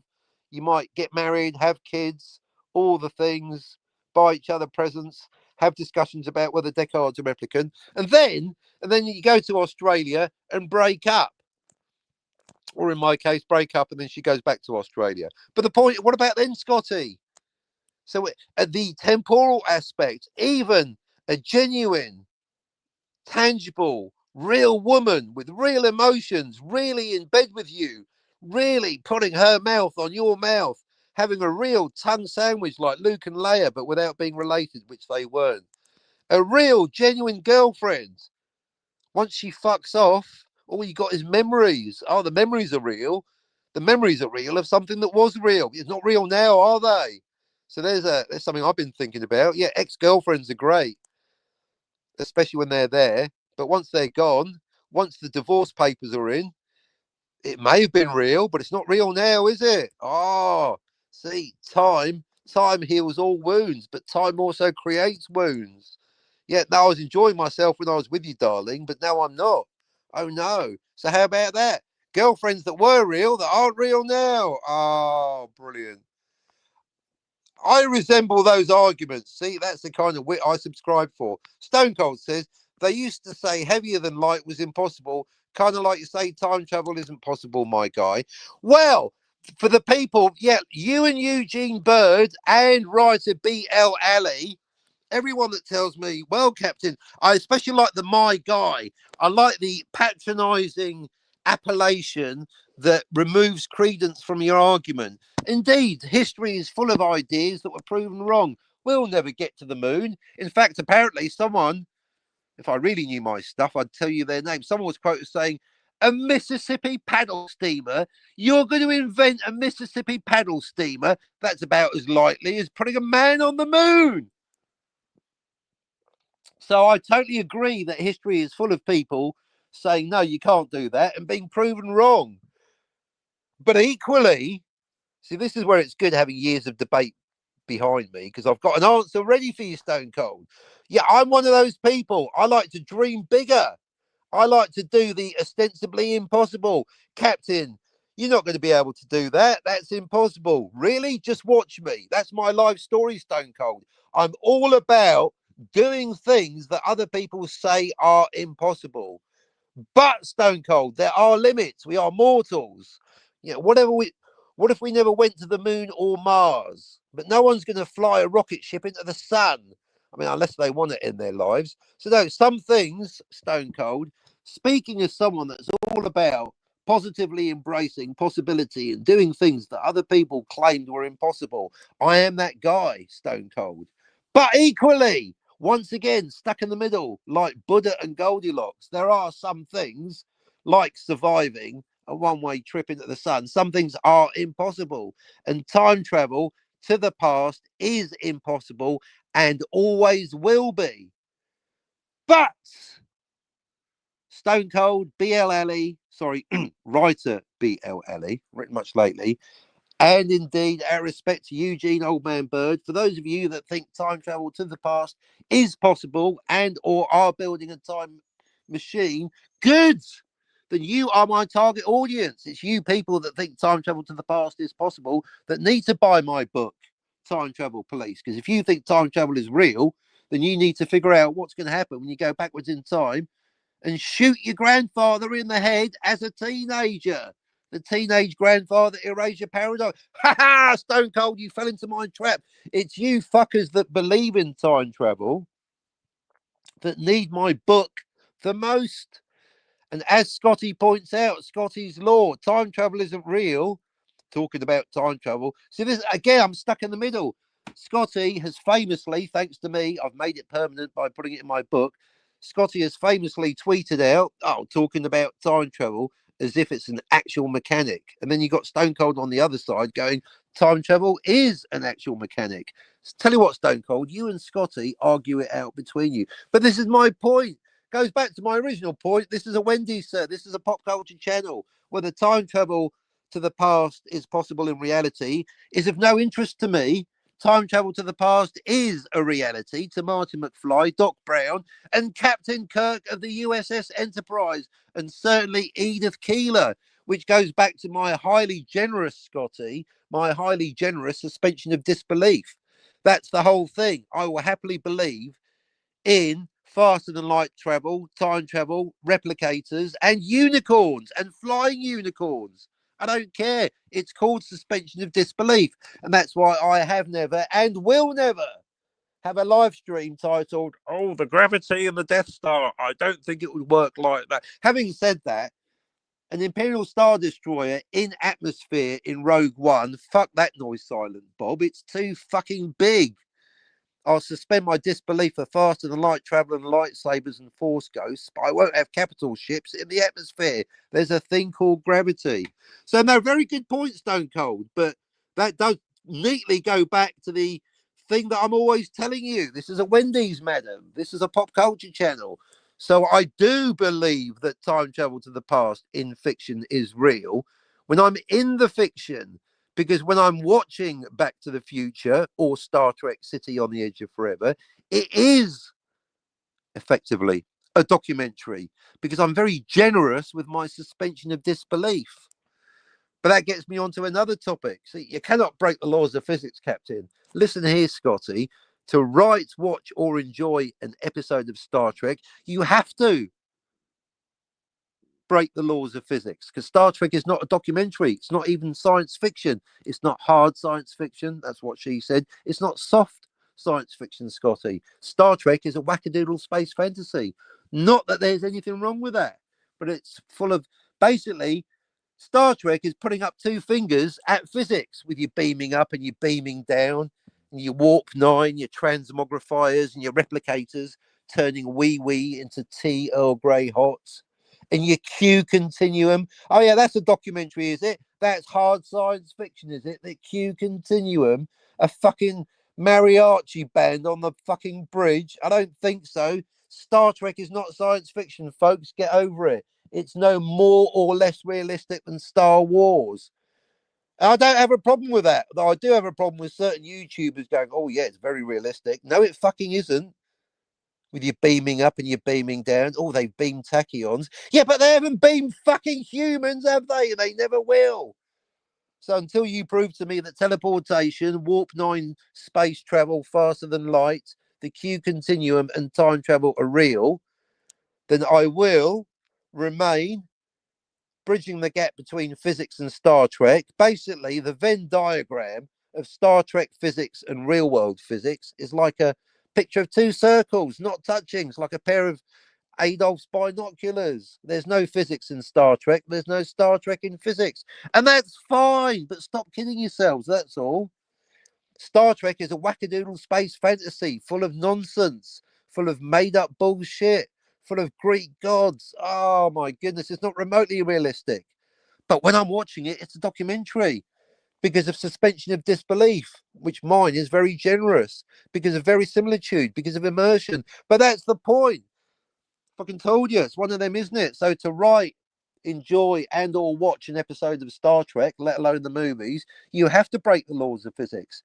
But having made up your own made up laws of physics, it doesn't do to go breaking them again. And that's my real issue with Star Trek, is not the made up laws of physics, it's the constantly changing laws of physics, including but not limited to time travel with your malleable and multiple timelines. Pick a fucking lane. You're ruining my suspension of disbelief by making up laws of physics and then breaking them again. You can't break them twice. It's in my book. Unblocked. Nice one, Scotty. Right back at you. I've missed you. I love mariachi bands, and so does Q. But my point is, it takes away from the notion that Star Trek is science fiction. You don't see that on The Expanse, do you? And I love mariachi. You can have mariachi bands, but you can't have a magicked up mariachi band suddenly brought forth by semi demigod Q. I broke the speed of light 2 Tuesdays ago. Ask Kate. I'll bet you did. That was quick, Scotty, said Catherine. I've had longer lasting sneezes. I mean, even light cannot break the speed of light, and light is not a heavy spaceship. Light is not heavy, it's light. Yeah, someone made that pun on Twitter, and then someone was complaining, going, oh, dad joke. No, it's not. That's one of the finest puns ever made. In fact, I'm wondering if it's locked in at source. Light is called light, apparently, because it's so bright. But light really should be called light because it's not heavy. See, I don't even know. That's the question for physics and linguistics. Did someone do a pun not intended The person that named light light, intentionally or otherwise, made the cleverest pun in the history of humanity. Light is light because it's bright. Everyone knows that. That's why you can't stare at the sun. That'll make you go blind, just like masturbating. But light is light because it's not heavy. It's the lightest thing in the universe. But then that goes back to, this is not a Wendy's, madam. Light is actually, have you heard of the double slit experiment? No, that's not a byword for a physics threesome, Scotty. The double slit experiment, if you don't know, goes back to Stone Cold's point. Do some reading, or at least watch a YouTube documentary. Double slit experiment. Look it up. Light is weird. It's a wave and a particle. That's already weird. You can't be both. Pick a lane, light. You can be a wave or you can be a particle. You cannot be both. I'm both. What the fuck? The universe is weird. If God exists, God has got a sense of humor. But that's not enough, is it? That's not weird enough. Not only is light both a wave and a particle, if you start observing the behavior, location, and position of the particles as they travel through the double slit, the position of those particles will change because of the observation. What? Putting a camera there changes where they are. Yes, it's called superposition.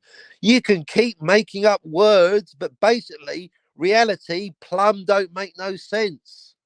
That's why I'm fascinated by physics and have to stop myself from talking about it. I'll tell you what, reality is weirder than fiction. And tying it all together in a neat little bow, reality doesn't even have to bother appearing plausible. Put my teeth back. Oh, I have to do the whole show again now. Unlike fiction, reality doesn't need to appear plausible. Right, do you know what? Fuck it. I'm going to do the quotes. You'd think I had them memorized by now. Right. Two quotes, one in my fiction book, one in my non-fiction book, that complements with an E each other. So if you purchase a copy of Captain Infinity, you'll find this quote. I'm reading from it now. The tradition of a quote is herewith observed. Here's the quote. Life is full of infinite absurdities, which, strangely enough, do not even have to appear plausible because they are true. 6 characters in search of an author, Luigi Pirandello. Bene. That's amazing, isn't it? And it's true. It's true for history and it's true for physics. That's the amazing thing. Do you know what I don't get? Is why school is so boring. We all hate school. School is basically designed to make you bored about reality. And the thing about keeping reading when you leave school, college or university, reading about history and physics and geography and politics, just about every topic. Every day I'm bowled over by how implausibly amazing, for better and worse, reality actually is. That's the amazing thing. I tell you what, if I ran a school, we'd have reverse truant officers scaring people off the premises. We're trying to break into Captain's school because it's so amazing. So now I'm going to give you a comparable quote from my non-fiction book, one of them, Time Travel Police. And it's this. The difference between fiction and this is the quote now.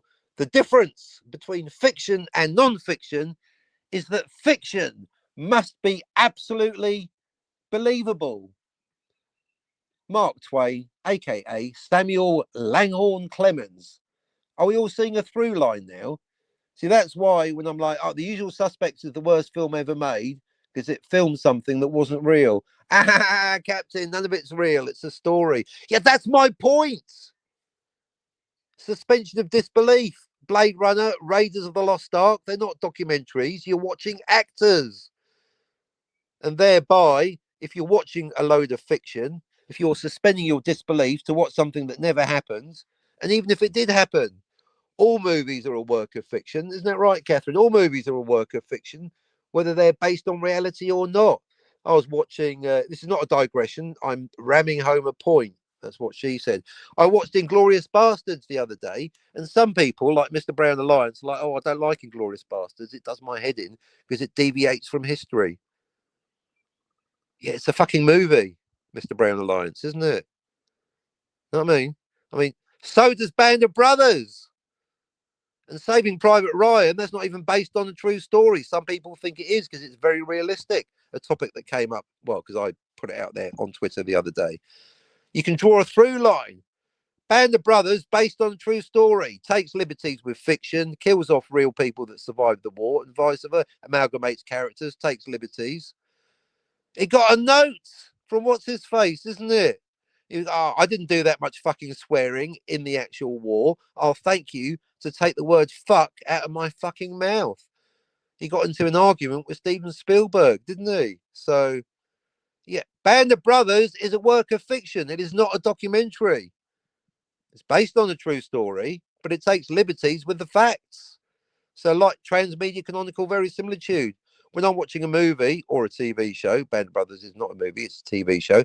Not only do I not want to hear about the novel it's based on, I don't want to hear about the reality it's based on either, isn't it? Spears, is that his name? Yeah, not so much fucking swearing, thank you.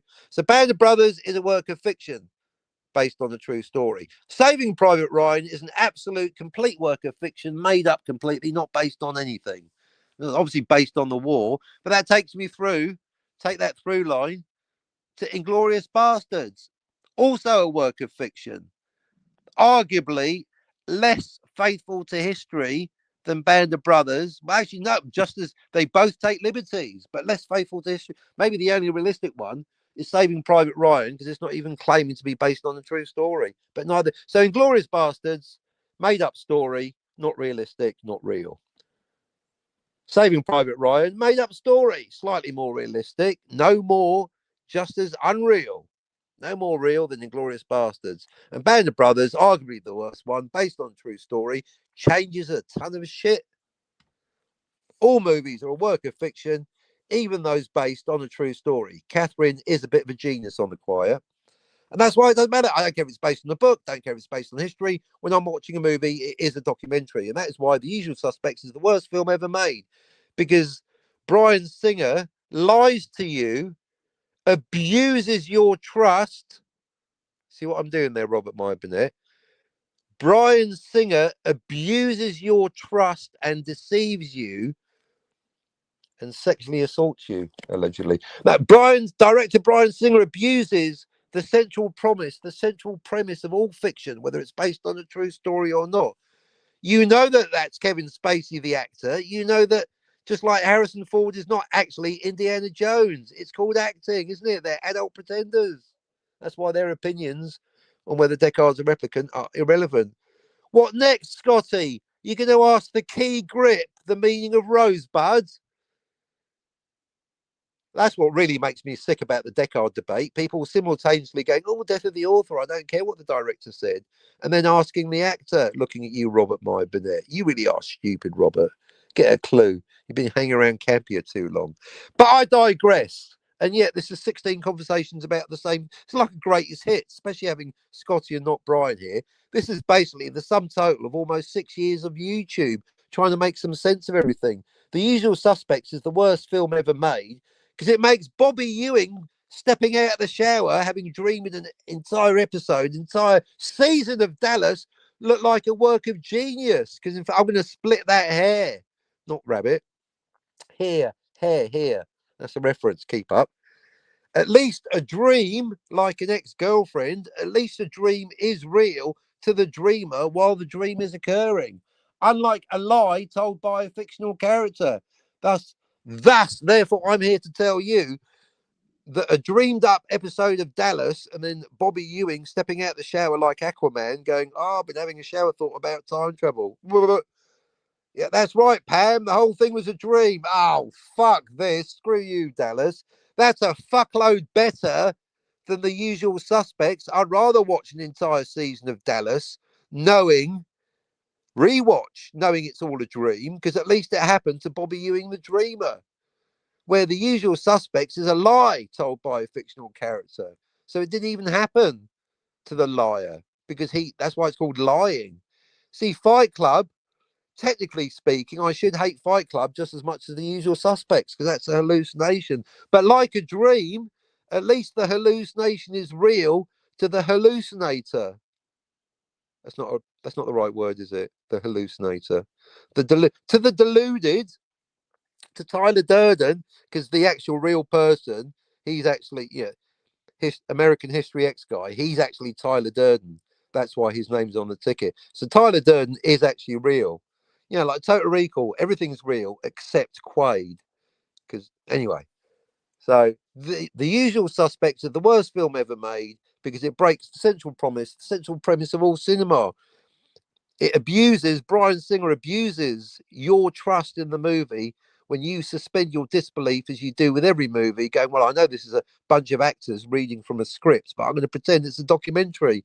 And then at the end, it pulls the rug from under your feet and has told you and reveals that it's been pulling the wool over your eyes, a rug under the feet, wool over the eyes, pulling. Oh, I'm going to use that. Hang on.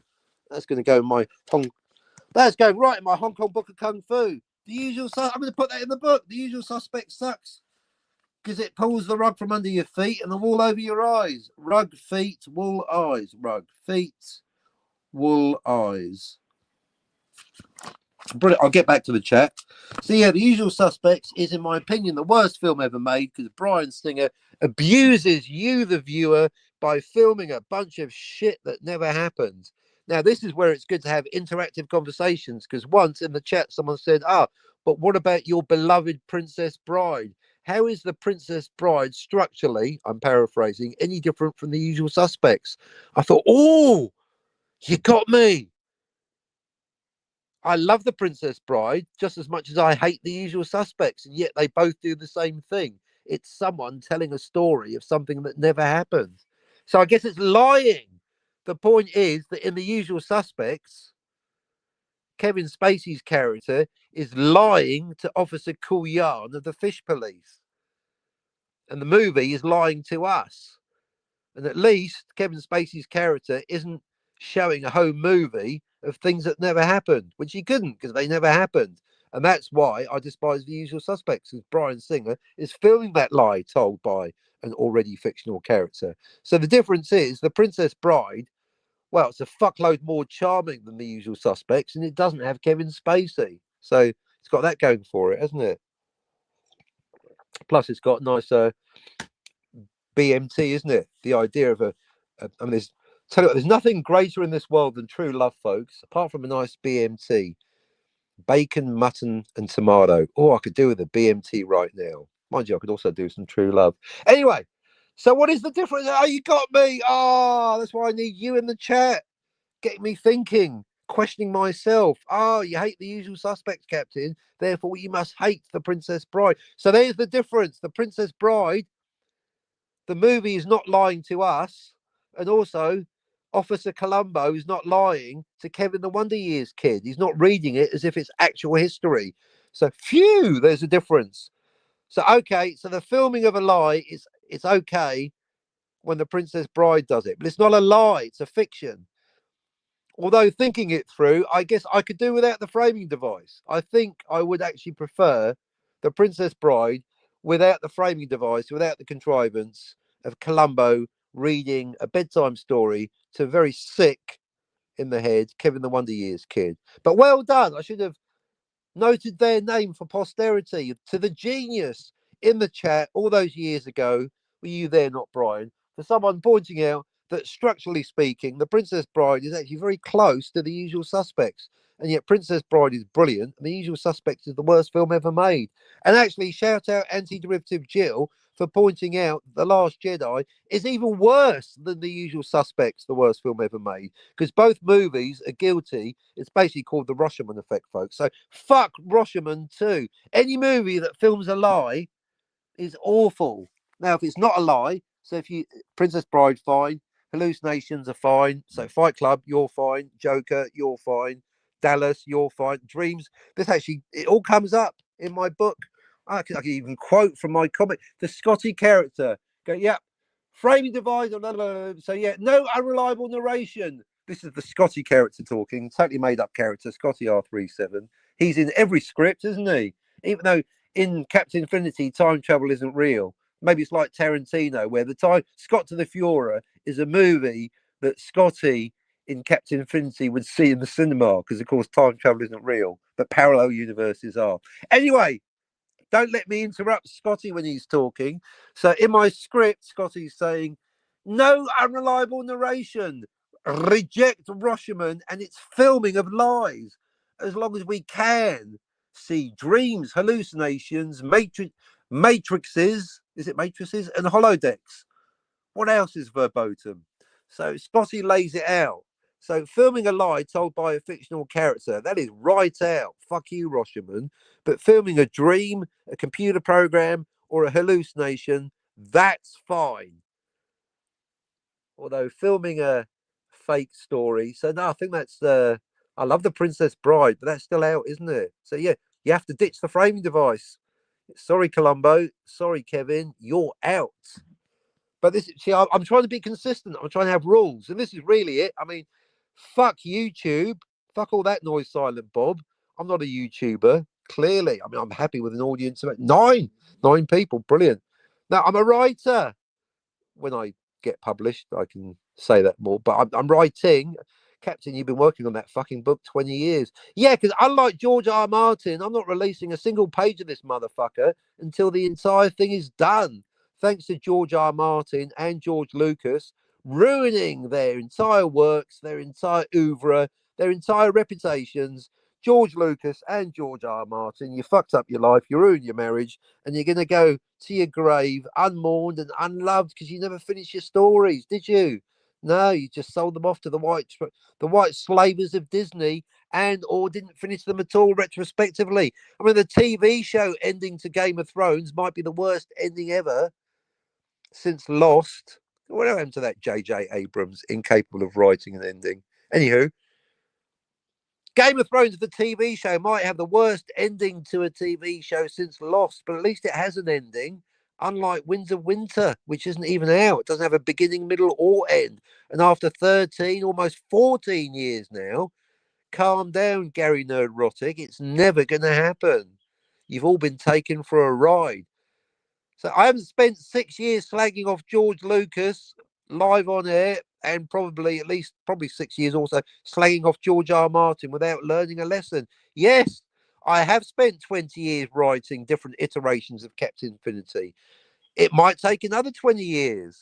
Now that Time Travel Police is done, I'm actually working really hard. I'm looking at it now. It's quite good. Anyway, but yep, no, it's not going to be out until the entire thing is done. And I've got to have at least rough outlines for another 8 episodes. No retcons, no nonsense. See, even those of you that fall in and out with me, you may recall that 3 years ago, I was having John Dillard, before he fucked off to Yellow Flash for that piece of shit, draw my comic book, Captain Infinity. A blessing in disguise, you know why? That was my Star Wars. I realised I was guilty of doing that thing, starting with episode 4. For those of you that missed the live stream before I deleted it, and I did delete it, so here it is for you now. George Lucas at school. Hey, George Lucas, do the alphabet. Read out the alphabet in order. D, E, F, A, B, C. You don't start with episode 4. I mean, yes, you can do prequels, looking at you, Temple of Doom. You shouldn't, but you can. But you don't start with number 4. Even if Star Wars prequel, you start with, so Star Wars is episode 1. During filming, Empire Strikes Back was called Star Wars 2. The 4 wasn't added until 1981, a full year after the release of Empire Strikes Back, and a full 4 years, do the maths, 77, 81, after the release of Star Wars. That's why anyone, especially employees of Lucasfilm, looking at you, Kathleen Kennedy, anyone going, oh yeah, I remember seeing A New Hope in 1977. No, you don't, because it wasn't released until 1981, you fucking liar, or self-deluded. What was I talking about? Yeah, so Captain Infinity isn't finished after 20 years of working on it, but it's not going to be released until it is finished. And yes, I do know how it ends. So there you go, there you go. Oh, here we go. Oh wow, look. Oh no, I've been. Where's the chat? Well, I've been ignoring the chat, haven't I? Because I've been going on. Been going on. Here we go. Hang on. There. Wow, look at that. I've missed so much chat. My goodness. Here we go. Wow, I've missed so much chat.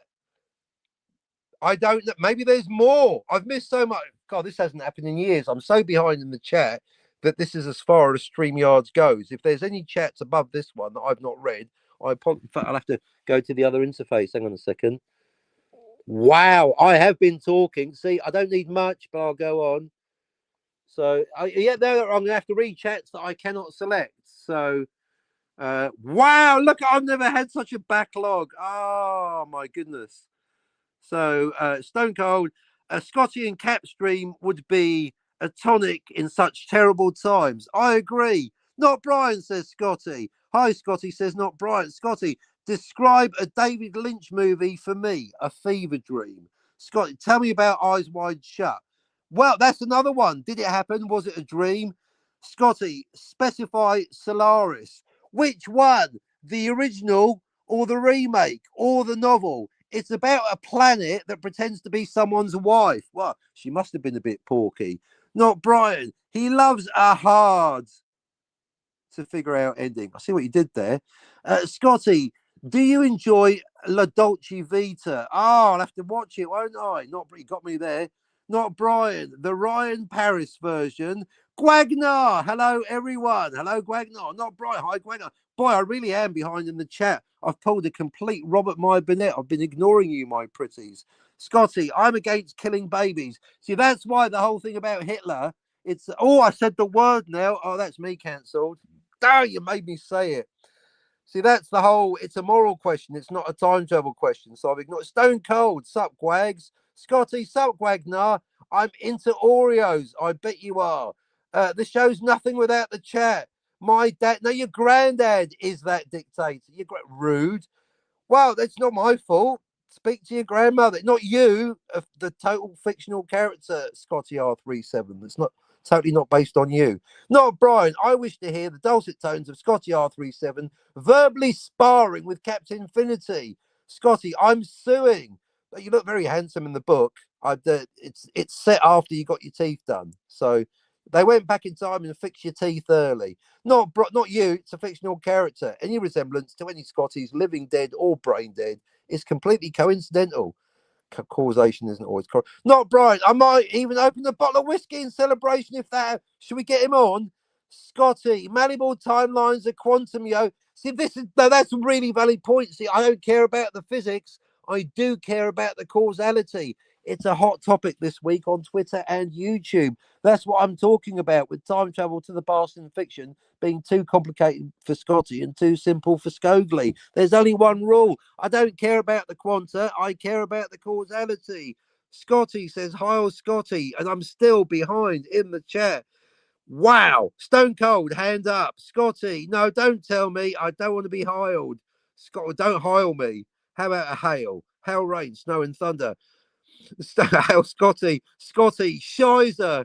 Scotty, what's in the balloons? Wow. See, that's good. I'm going to use that. Not Brian. Notice everyone on Twitter has moved just right of Goebbels recently. Yeah, politics and Twitter. That's why I'm trying to keep it to pop culture and the moon. Stone Cold. Facts, not Brian. The world is nuts. I'm getting the feeling I wanted. I'm starting to feel like this show is our safe space. Dare I say it? Can I see the C word? Can I say it? I can see it. Say it. I said the H word, didn't I? Oh, I'm going to get cancelled. I'm going to say the C word. Community. I'm getting a sense of community. I'm actually enjoying myself. This is what I wanted to have. See, this is the kind of impossible thing I'm having. And we've still got the hypothetical possibility that I could put out a link and we could have Scotty. But first, let's get through these chats. They call it Twitter, but they might as well change it to a swastika at this point. Wow. Scotty, Marla is my girl. She's the Jiminy Cricketer Fight Club, right? She might be imaginary, but she's a fuck ton better of some of the girlfriends we've actually had. Scotty, hit me. Stone Cold, women don't have testicular cancer, bro. Wow. Well, lucky for them. Stone Cold, if Marla exists, it's a man. She doesn't exist. She's a hallucination. That's why she's so hot. You're going to send the up, or you want the link? Oh, you don't look a day older than 73. Laugh, 73 years old in AM radio. 1.01 in FM. Oh, my God. All right, I'm going to have to get through the chat. Oh, too much chat. I've spent the last month complaining there's not enough chat. Now there's too much. Scotty, I wish he would stop talking at me when I'm right here. Right? Let's send you the link, not Brian. The memories conveniently delete all the shite moments. Do you know what? Tame Impala did a song and a video about that. See, that's a whole topic right there, the unreliability of memories. I mean, that's why I like talking about movies, because we might have an unreliable memory of a movie. The viewer might be the unreliable narrator, but the movie is the same every time. Although that does bring up the topic of director's cut. That's why I can't stand the idea of a director's cut, especially the Star Wars ones that retcon, unlike the Blade Runner ones, which don't. Oh, there's another topic. Not Brian, Scotty. Yeah, Scotty, my guy is a sarcastic affection. Oh, good. That's all right then. Stone Cold, smart group here. I think so. I mean, we appreciate morons too. It's all good. Scotty, it literally encourages a preferred affinity. Wow, literally, not just figuratively. Brilliant. I'm still behind in the chat. Oh no, I'm getting there. Right. So Scotty could have been on this stream for the last 40 minutes. I know, right? How ironic, because I wasn't reading the chat, and now he's not here because I am reading the chat. Hang on a second. Let me get through these then. Oh, wait, look at all this chat. I've gone from not enough chat to too much. Once again, stuck in the middle. All right, shut the fuck up, Captain. Get Scotty up here. Right? Exactly. Well, nothing without the chat. Finity holds the key. I want Scotty more than anything. Let me go through these. If time travel is an hypotheticals, then all hypotheticals are possible until proven impossible. It's the last bit, exactly, until proven impossible. And malleable timelines have been proven impossible, even in fiction. That's why I've spent 50 years writing a book about it. That's why I'm stuck in the middle. I agree that time travel to the past isn't real. It's only possible in fiction. But malleable timelines are still impossible. That's why it's called Clobby's Law. I can break the laws of physics. I've broken wind itself. Yeah, I know. That's why you're not up here yet. I have Marihibi hands. You got Maria hands? I broke the speed of light 2 Tuesdays ago. Oh, I know we're catching up. We won't let me up. I want you up. I want you up. Oh, do you know what? Hang on. Do you know what's going to happen? Scotty's going to come up, and then the battery on the phone's going to die. Oh, you can't win, can you? Right, this is for Scotty only. There you go, Scotty. There's the link. I'll keep reading the chat until you... Murphy's Law, he's probably got bored and gone home now because I took so long getting to him. He won't let me up. Oh, the irony. I want you up, Scotty. I so want you up. He refuses or still doesn't know how to link to his phone. How do you know I'm on my phone? I am on my phone, but you don't know that. I'm both. Talk about Beauty and the Beast. You are both. That is true. Cowardice. Bring me finity. The irony. I want nothing more than to have Scotty on the show. Scotty wants nothing more than to be on the show. Not Brian wants Scotty and me to talk. And I've been too busy talking, ignoring the chat, and then reading the chat to bring him on. Bring him. Come on then. Bring me finity. Come on, Scotty. I know Fish who loves School of Fish. Very good. Too much chat. Did Cap just skip a load of chats? No. Can it be? Scotty, he's here. Hi, Scotty. Hello. Hello. See, the impossible is possible. He's actually here. How are you? I'm well. How are you doing, man? I am operating within established parameters. Thank you. What a classic. Thank you so much for making my heart swell. Right. I knew you'd come back, Scotty. Actually, I didn't know. It was an act of faith at this point. But I thought, well, if I just keep going at it, he might come back. And here you are. Well, at a certain level of abuse, I'm just like, the enemy of my enemy is my friend.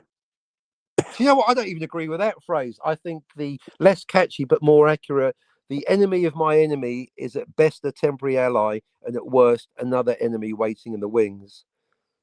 But it doesn't fit on a t-shirt. That's way too wordy. It's too wordy, but it's actually more accurate. The enemy of my enemy is a malleable timeline.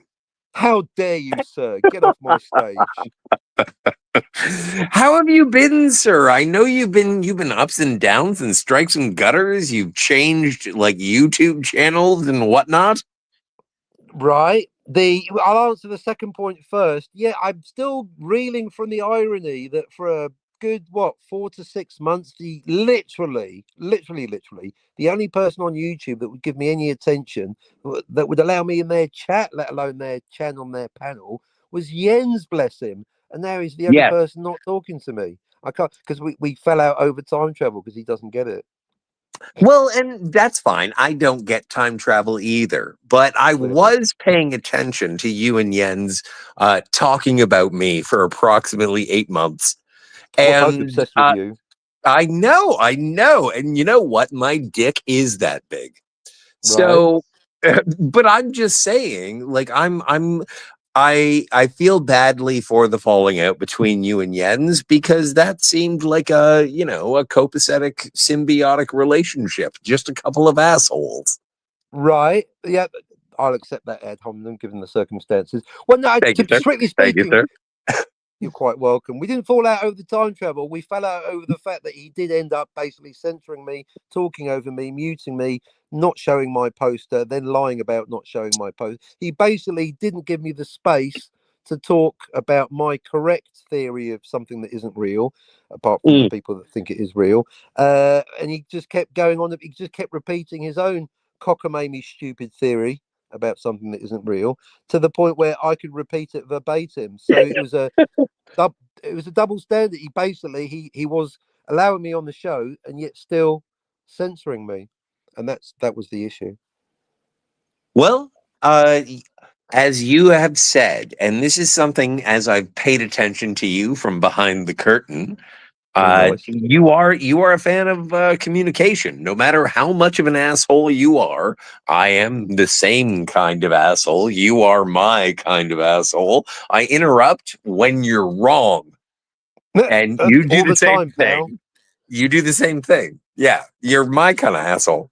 And so when that happens, when it's just like, no, I'm shutting you up because you're dumb and wrong. And so Right. I do that as well. Maybe there's something in that. That speaks to, not being into censorship. Let people be dumb and wrong and offensive. Let them make fools of themselves. Basically, what is it? Don't let don't let people think you're a fool when you can open your. I'm paraphrasing. When you can open mouth and remove all doubts. Oh, yeah. The amount So, of times that I should have kept my mouth shut is, well, innumerable. well, it's when you've been drinking so all the time, pal. Yeah, since 1997. There you go, continuously without stopping, which is what continuously means. I use continuously and continually synonymously, but they're not. So yeah, just to be clear, Jens isn't banned or blocked from here. I've just noticed that he never comes here. Well, and you know what? I think that is what Yen's problem is. He has Interesting. never come. That would explain a few things, like the constant frustration. Hmm. Frustration. But nice, oh, nice pun, sir. But you see, this is almost surreal. I mean, 2 months ago, who would have predicted I would have gone from talking about you on the Jens channel to talking about Jens with you on my channel? I mean, I wouldn't even, not in a million years, Yeah, to it's paraphrase bullshit. a It's conversation. bullshit catty backstabbing is what it is. Well, that's why. See, this is. I mean, I can't believe that I actually managed to get Tony and Jens to debate opposing views on time travel on my channel. Now, unfortunately, they got it wrong. Jens cheated on a technicality, so I deleted the entire stream, which is kind of ironic. And DVB's been complaining about it ever since because it was the stream that needed to happen. Jens and Tony having the big fight, the big debate about how many timelines in Back to the Future. It was awesome. I listened to that debate. What did you think of it? Well, I felt that you were being a manipulative fuck. Really, I thought I was trying to be as fair, decent, honourable, and neutral as possible. Wow, that really failed then, didn't it?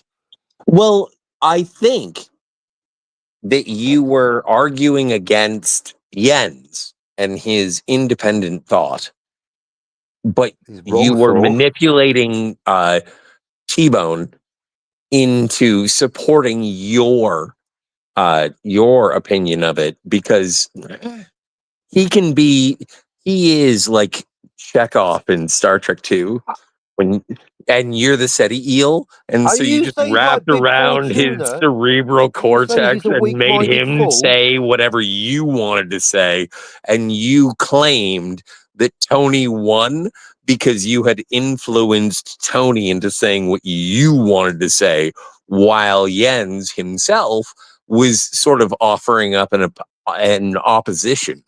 And so Yeah, we're right and he's what wrong. I think Yeah. is that, yeah, I think You that hear that, Tony? Tony said He's what you calling you. wanted, Jens didn't, and so you just said that Jens lost the debate, and because it wasn't what you want to hear. And the only reason I say that is because I've been on the receiving end of this debate since ever. Right. And so whenever you're right, and you always are, right? Not all what. See, when you say it like that, it Yeah, just no, comes you're across as always right, though. The sarcastic. thing is that you're always right. I can't be right. You Just always like have my to be father. right. Just No, like I've been wrong. Well, my that's not father right. before me. I'm wrong all the time. That's how Yeah, we but learn you and grow, never. isn't it? Yeah, but and this is sort of like an interjection between the two of us. But like I'm just saying, whenever you and I get into a disagreement, I always feel that there is no way I'm getting out of this debate without you being right. Well, see that it's almost like setting up basic rules of debating, whether it's Descartes or time travel or whatever, or whether Batman's a superhero.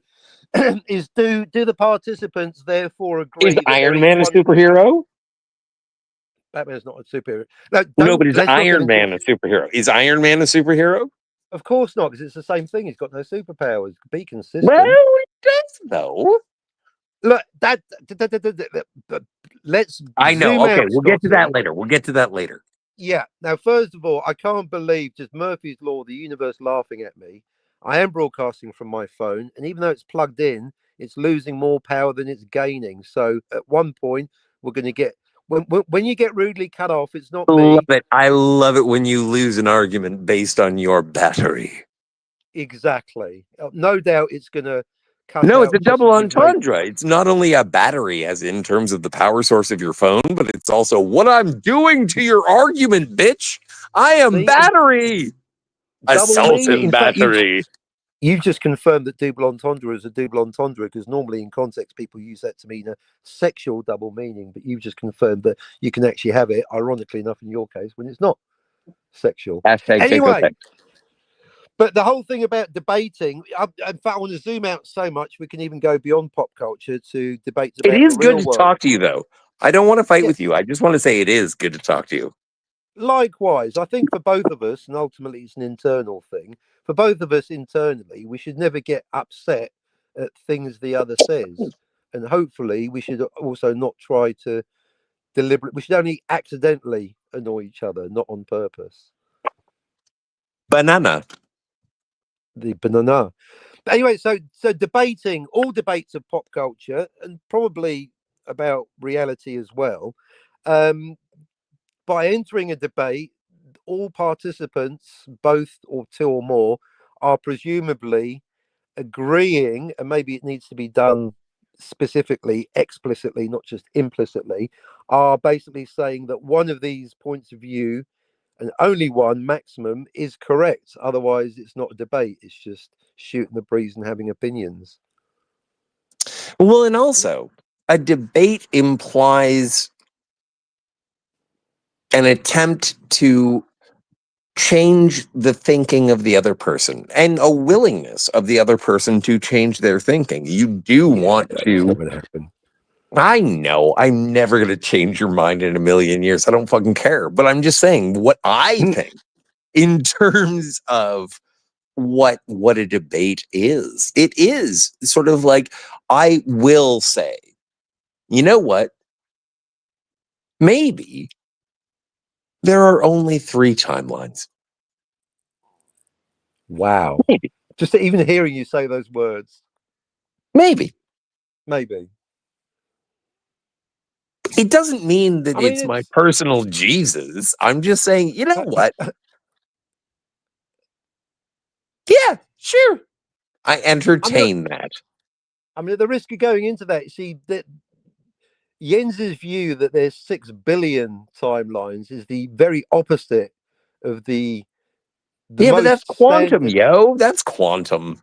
Yeah, but what I'm getting to is the standard position of Bob Galen, Robert Zemeckis. The one thing I'm disagreeing with is the idea of one malleable timeline. So the interesting thing, without diving into the specifics, is the most common incorrect assumption, now only held by the Time Prophet, is the last one on Earth, to stick to the stubborn delusion of one malleable timeline. But the thing is, the thing that Tony, Jens, DVB, and myself all agree on is that the idea of one malleable timeline is stupid. So the interesting thing is that Jens has gone to the other extreme and he believes in 6 billion timelines. Although, if you really listen to him, he also simultaneously believes in a malleable timeline until the changes become so major that, see, his whole thing is that it's the actions within the timeline that create new timelines, which they don't. That's DVB's law, but that's getting into the specifics. See, only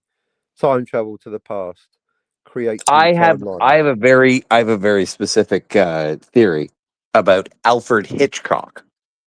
Oh yes, the birds did it. No. Well, yeah, no. That you I'd can like to say have that sex this with the leading theory, lady. this theory is for the birds. Okay, So nice. you know how in every single Alfred Hitchcock movie there is a cameo by Alfred Hitchcock. Yeah. So what I'm saying is that Alfred Hitchcock was a time traveler and it wasn't intentional. He went from the last movie into the first movie.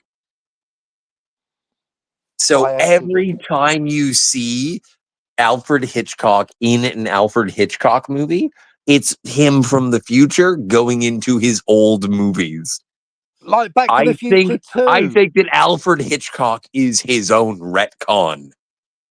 That would make so. In a way, you want to have George Lucas show up when it's Han and Greedo having their 5th gunfight in a row with a different I'm outcome. I'm sorry. Can I get more ketchup? Yeah, oh, suspense is really killing you, huh, Harrison? No. No, these droids are mine. Right? Why does my George Lucas sound like fucking Jim Henson? But because there's probably a link there. I think, in a way, George Lucas should have voiced Yoda. Now you mention it, but okay, there's a topic. I mean, listen, there's so much to talk about, and I've got that damn battery in the back of my mind. My God, what a Yeah, I only have time! 24%. I only have 24%. I'm down to 12. Fuck! I'm Please come twice as back. big as you. My battery is twice as big as you. Look at it. I'm Godzilla swinging my battery all over your girlfriend. I can't believe how many years I've gone without buying a new phone.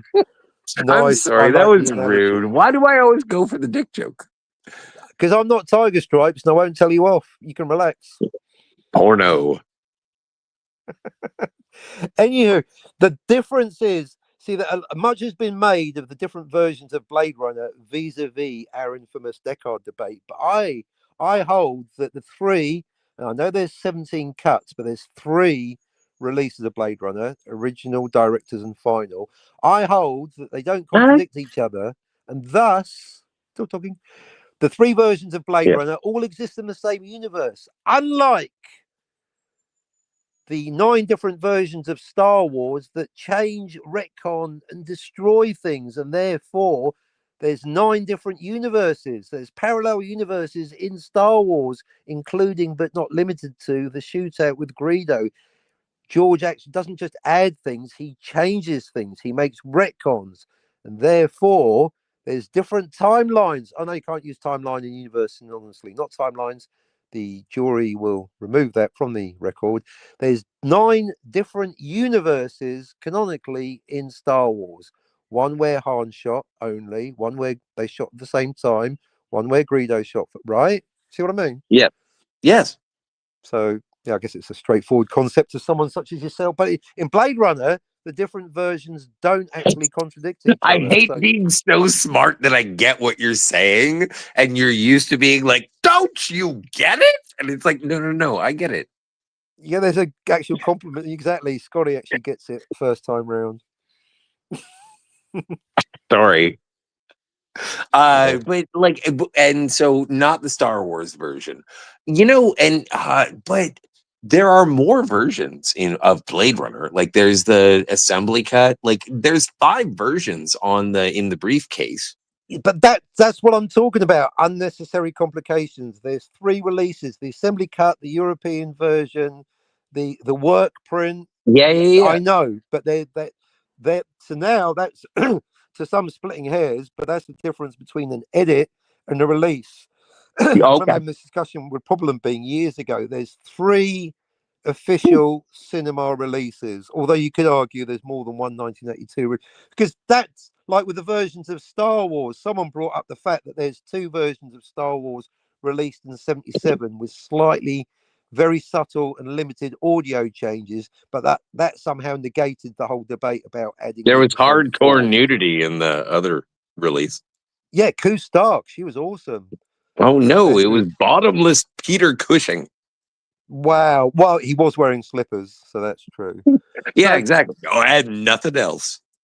but there you go. But there's a discussion that's probably going to fly over a lot of people's heads, but not yours and not our lovely, super smart film literate audience. There's a difference between an unreleased edit and a released cut. So there are Mhm. 3 cuts of Blade Runner, but 7 to 17 edits and versions. That is true. But I'm only talking about the 3 cuts.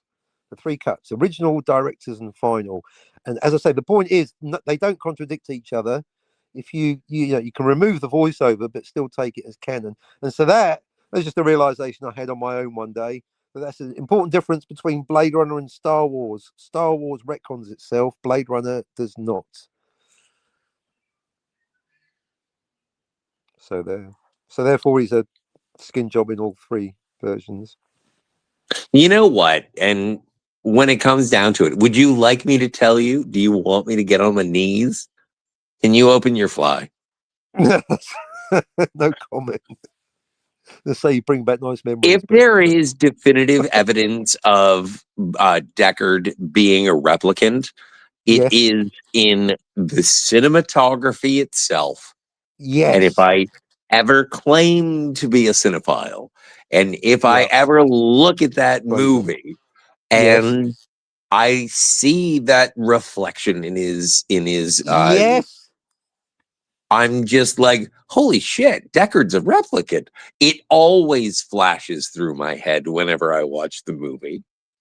Yeah, and credit to Retro Trev for he's big on that. He made that was the cornerstone of his argument in his relatively recent, I think 3-4 weeks ago, is Deckard a replicant Blade Runner review video for those people like Robert Mybernet going, shut up about it.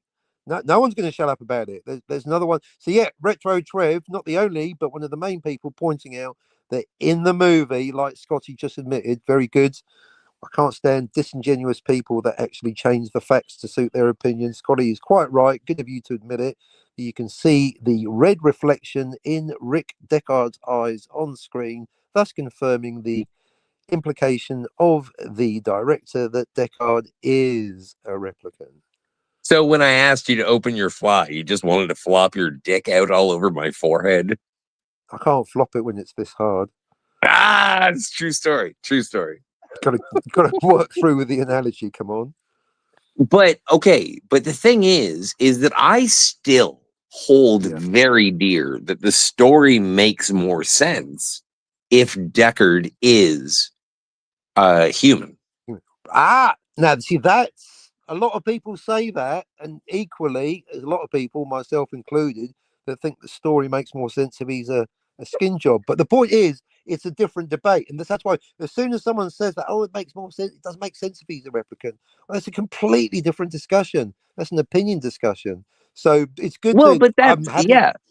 I'm happy to have that debate as a separate debate. See, I think the whole thing is for anyone that cannot countenance Robert Mybernet, the idea Deckard Hey, being a leave Bob replicant. out of this. Well, he's in it all the time. He tried to debate me in Ah, his you make him in comments. it. You make him in it. I'm trying to drag him back in, just when he's Yeah, he trying to doesn't get want to out. talk to you. Fuck off. Anyway, the point is, oh, you got me off the track now.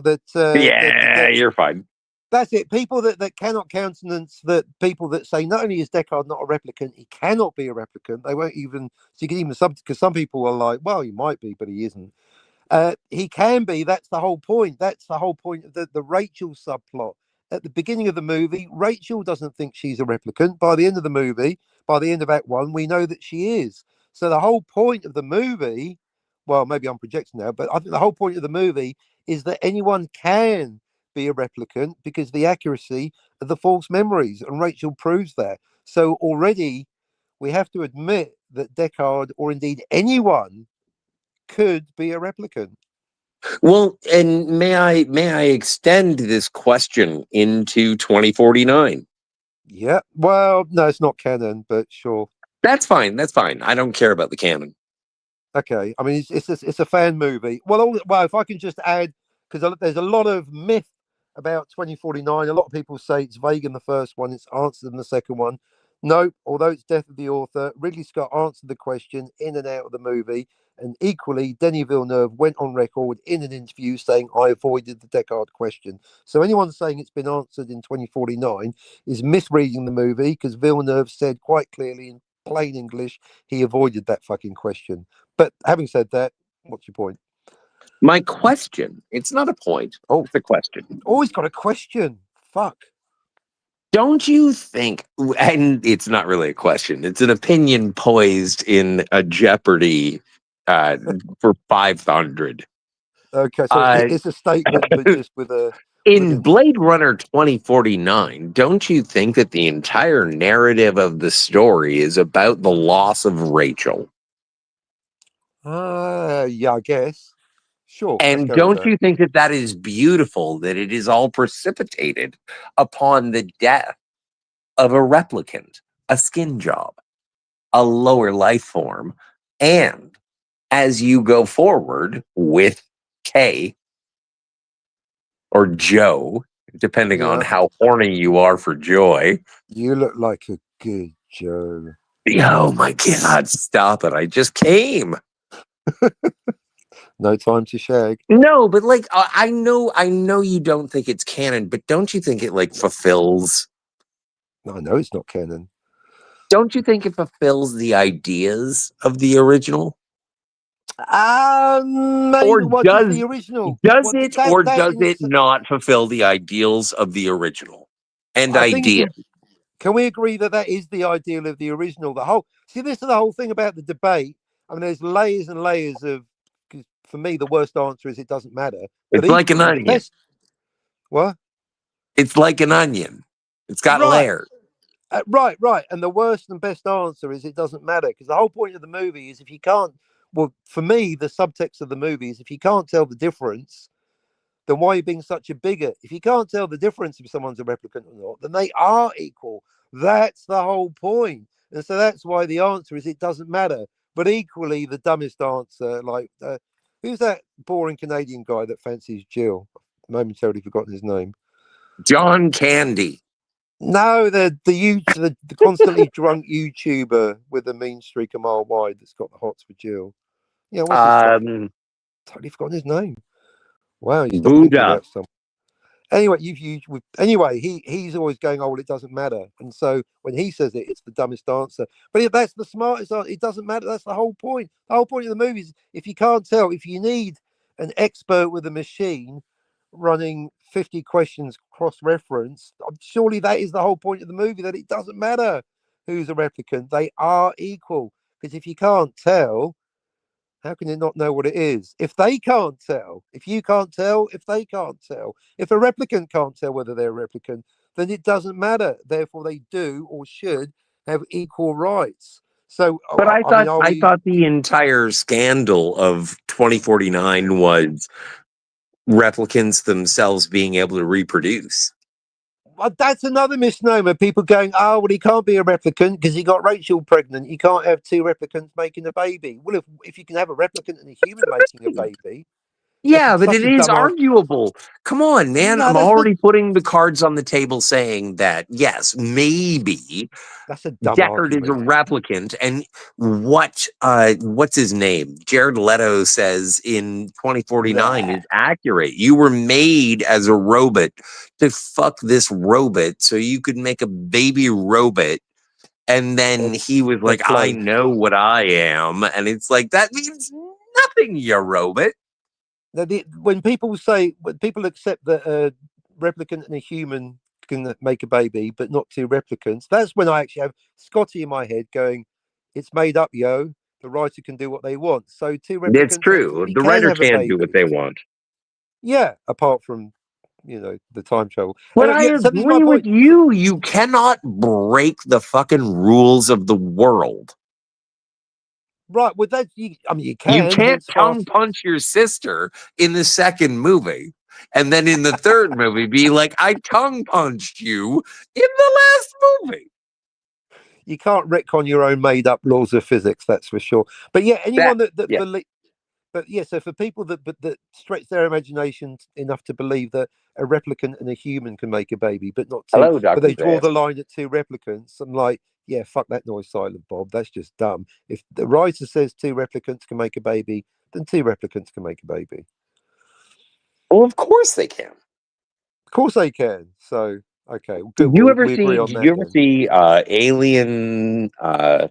What was the last one? The one with What, the the TV last show? one. Oh, no, not the TV show. Rob hates Oh that. my god, Alien. It was the one with Juicy First, Smollett.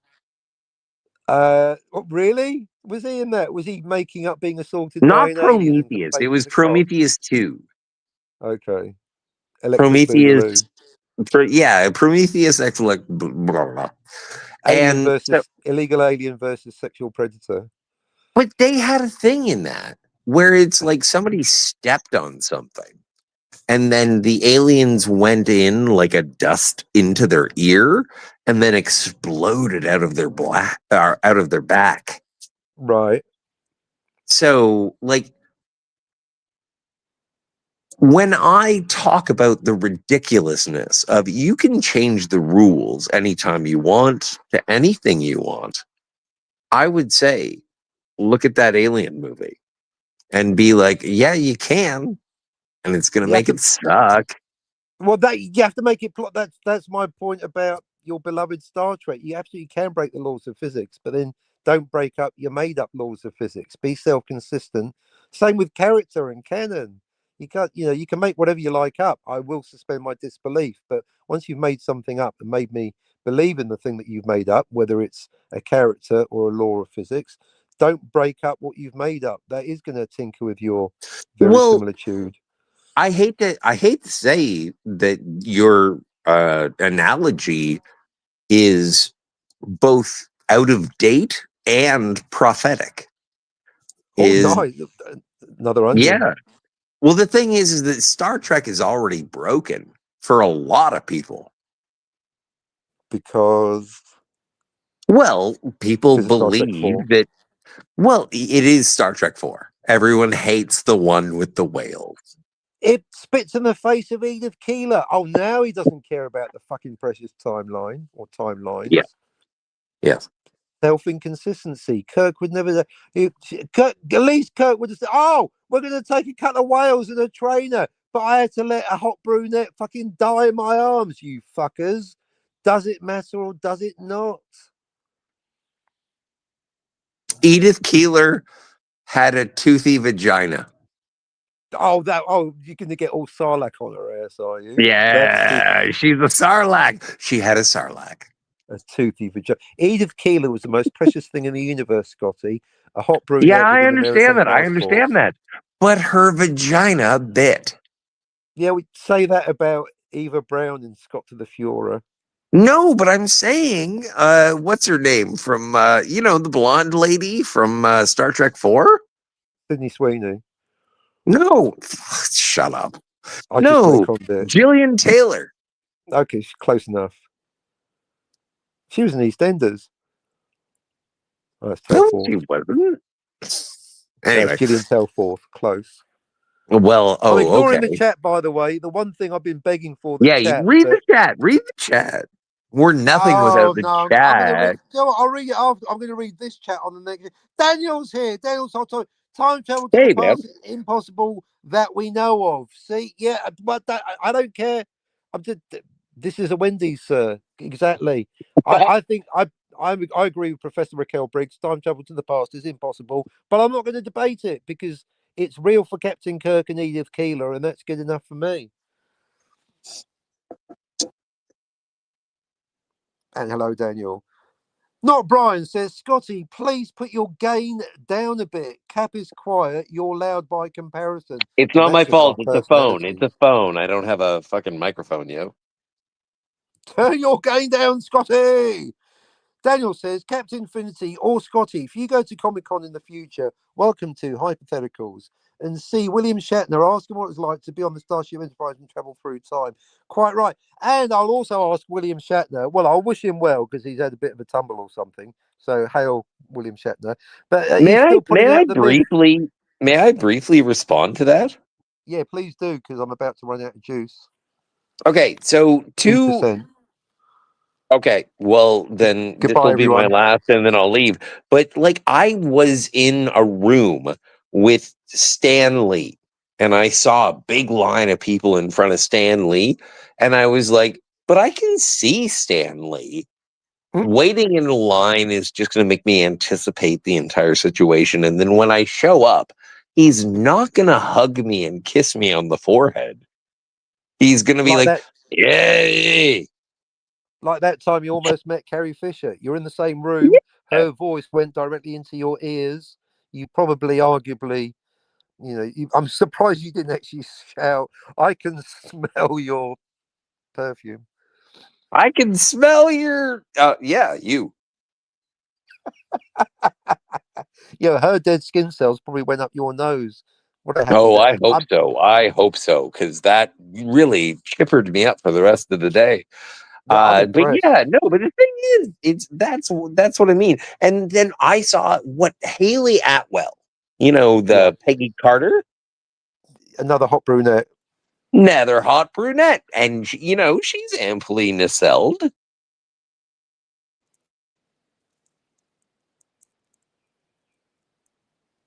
Hey, when I go, you keep talking, Scotty. I just realised when my phone dies, you just keep talking. You get a No, I've free played this show. game. I've played this game before, so I'm just gonna hang up whenever I want.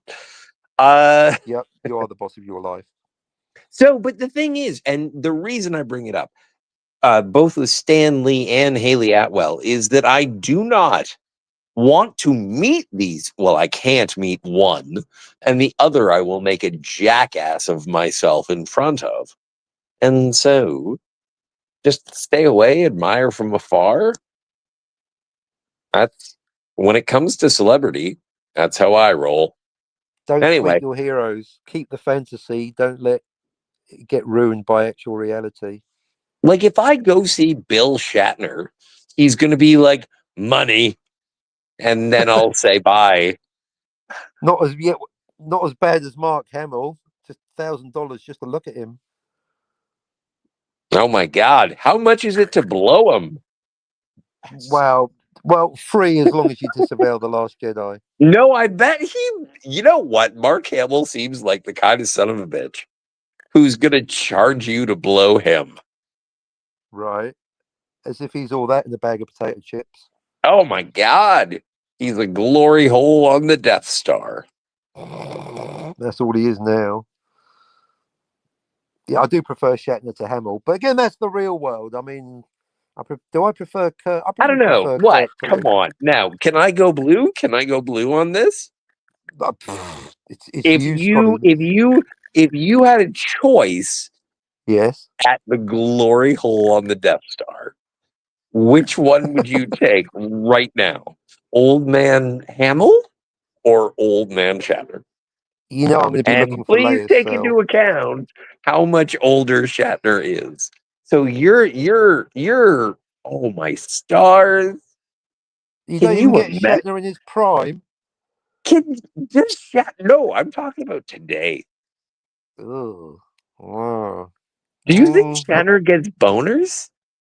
yeah, we still give You them. think, So oh yeah, no. You know what? You're an optimist. well, when Shatner and his boners are concerned, I'm the eternal optimist. I'm the king of optimism. You fly a flag from Shatner's boners. I like the way we've gone really highfalutin for the intellectual side of our audience, and now we've Yep, gone yep. from time travel discussions to does Shatner still get a boner?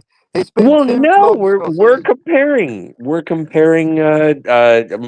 Skywalker and Captain Kirk's dicks. That's where we got to, sir. That's true. Daniel says there's a timeline where I'm sparring with Jessica Dully in a dojo, and later we have to go home and play Grand Theft Auto Vice City, but only Vice City, not the other ones, Daniel. There's only a finite amount of universes.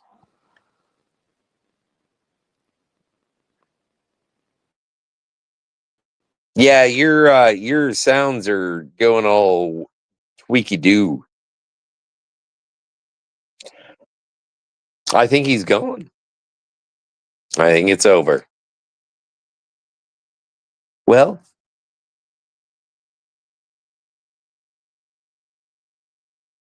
as the man said, I'm more than welcome to say whatever I want. Unfortunately, I don't have access to the chat, so I'm not going to overstay my welcome. It is a bizarre set of circumstances that brought me back here, and I'm sure that I am going to regret it. Captain Infinity has always been a man, as far as he told me, and we talk about stuff.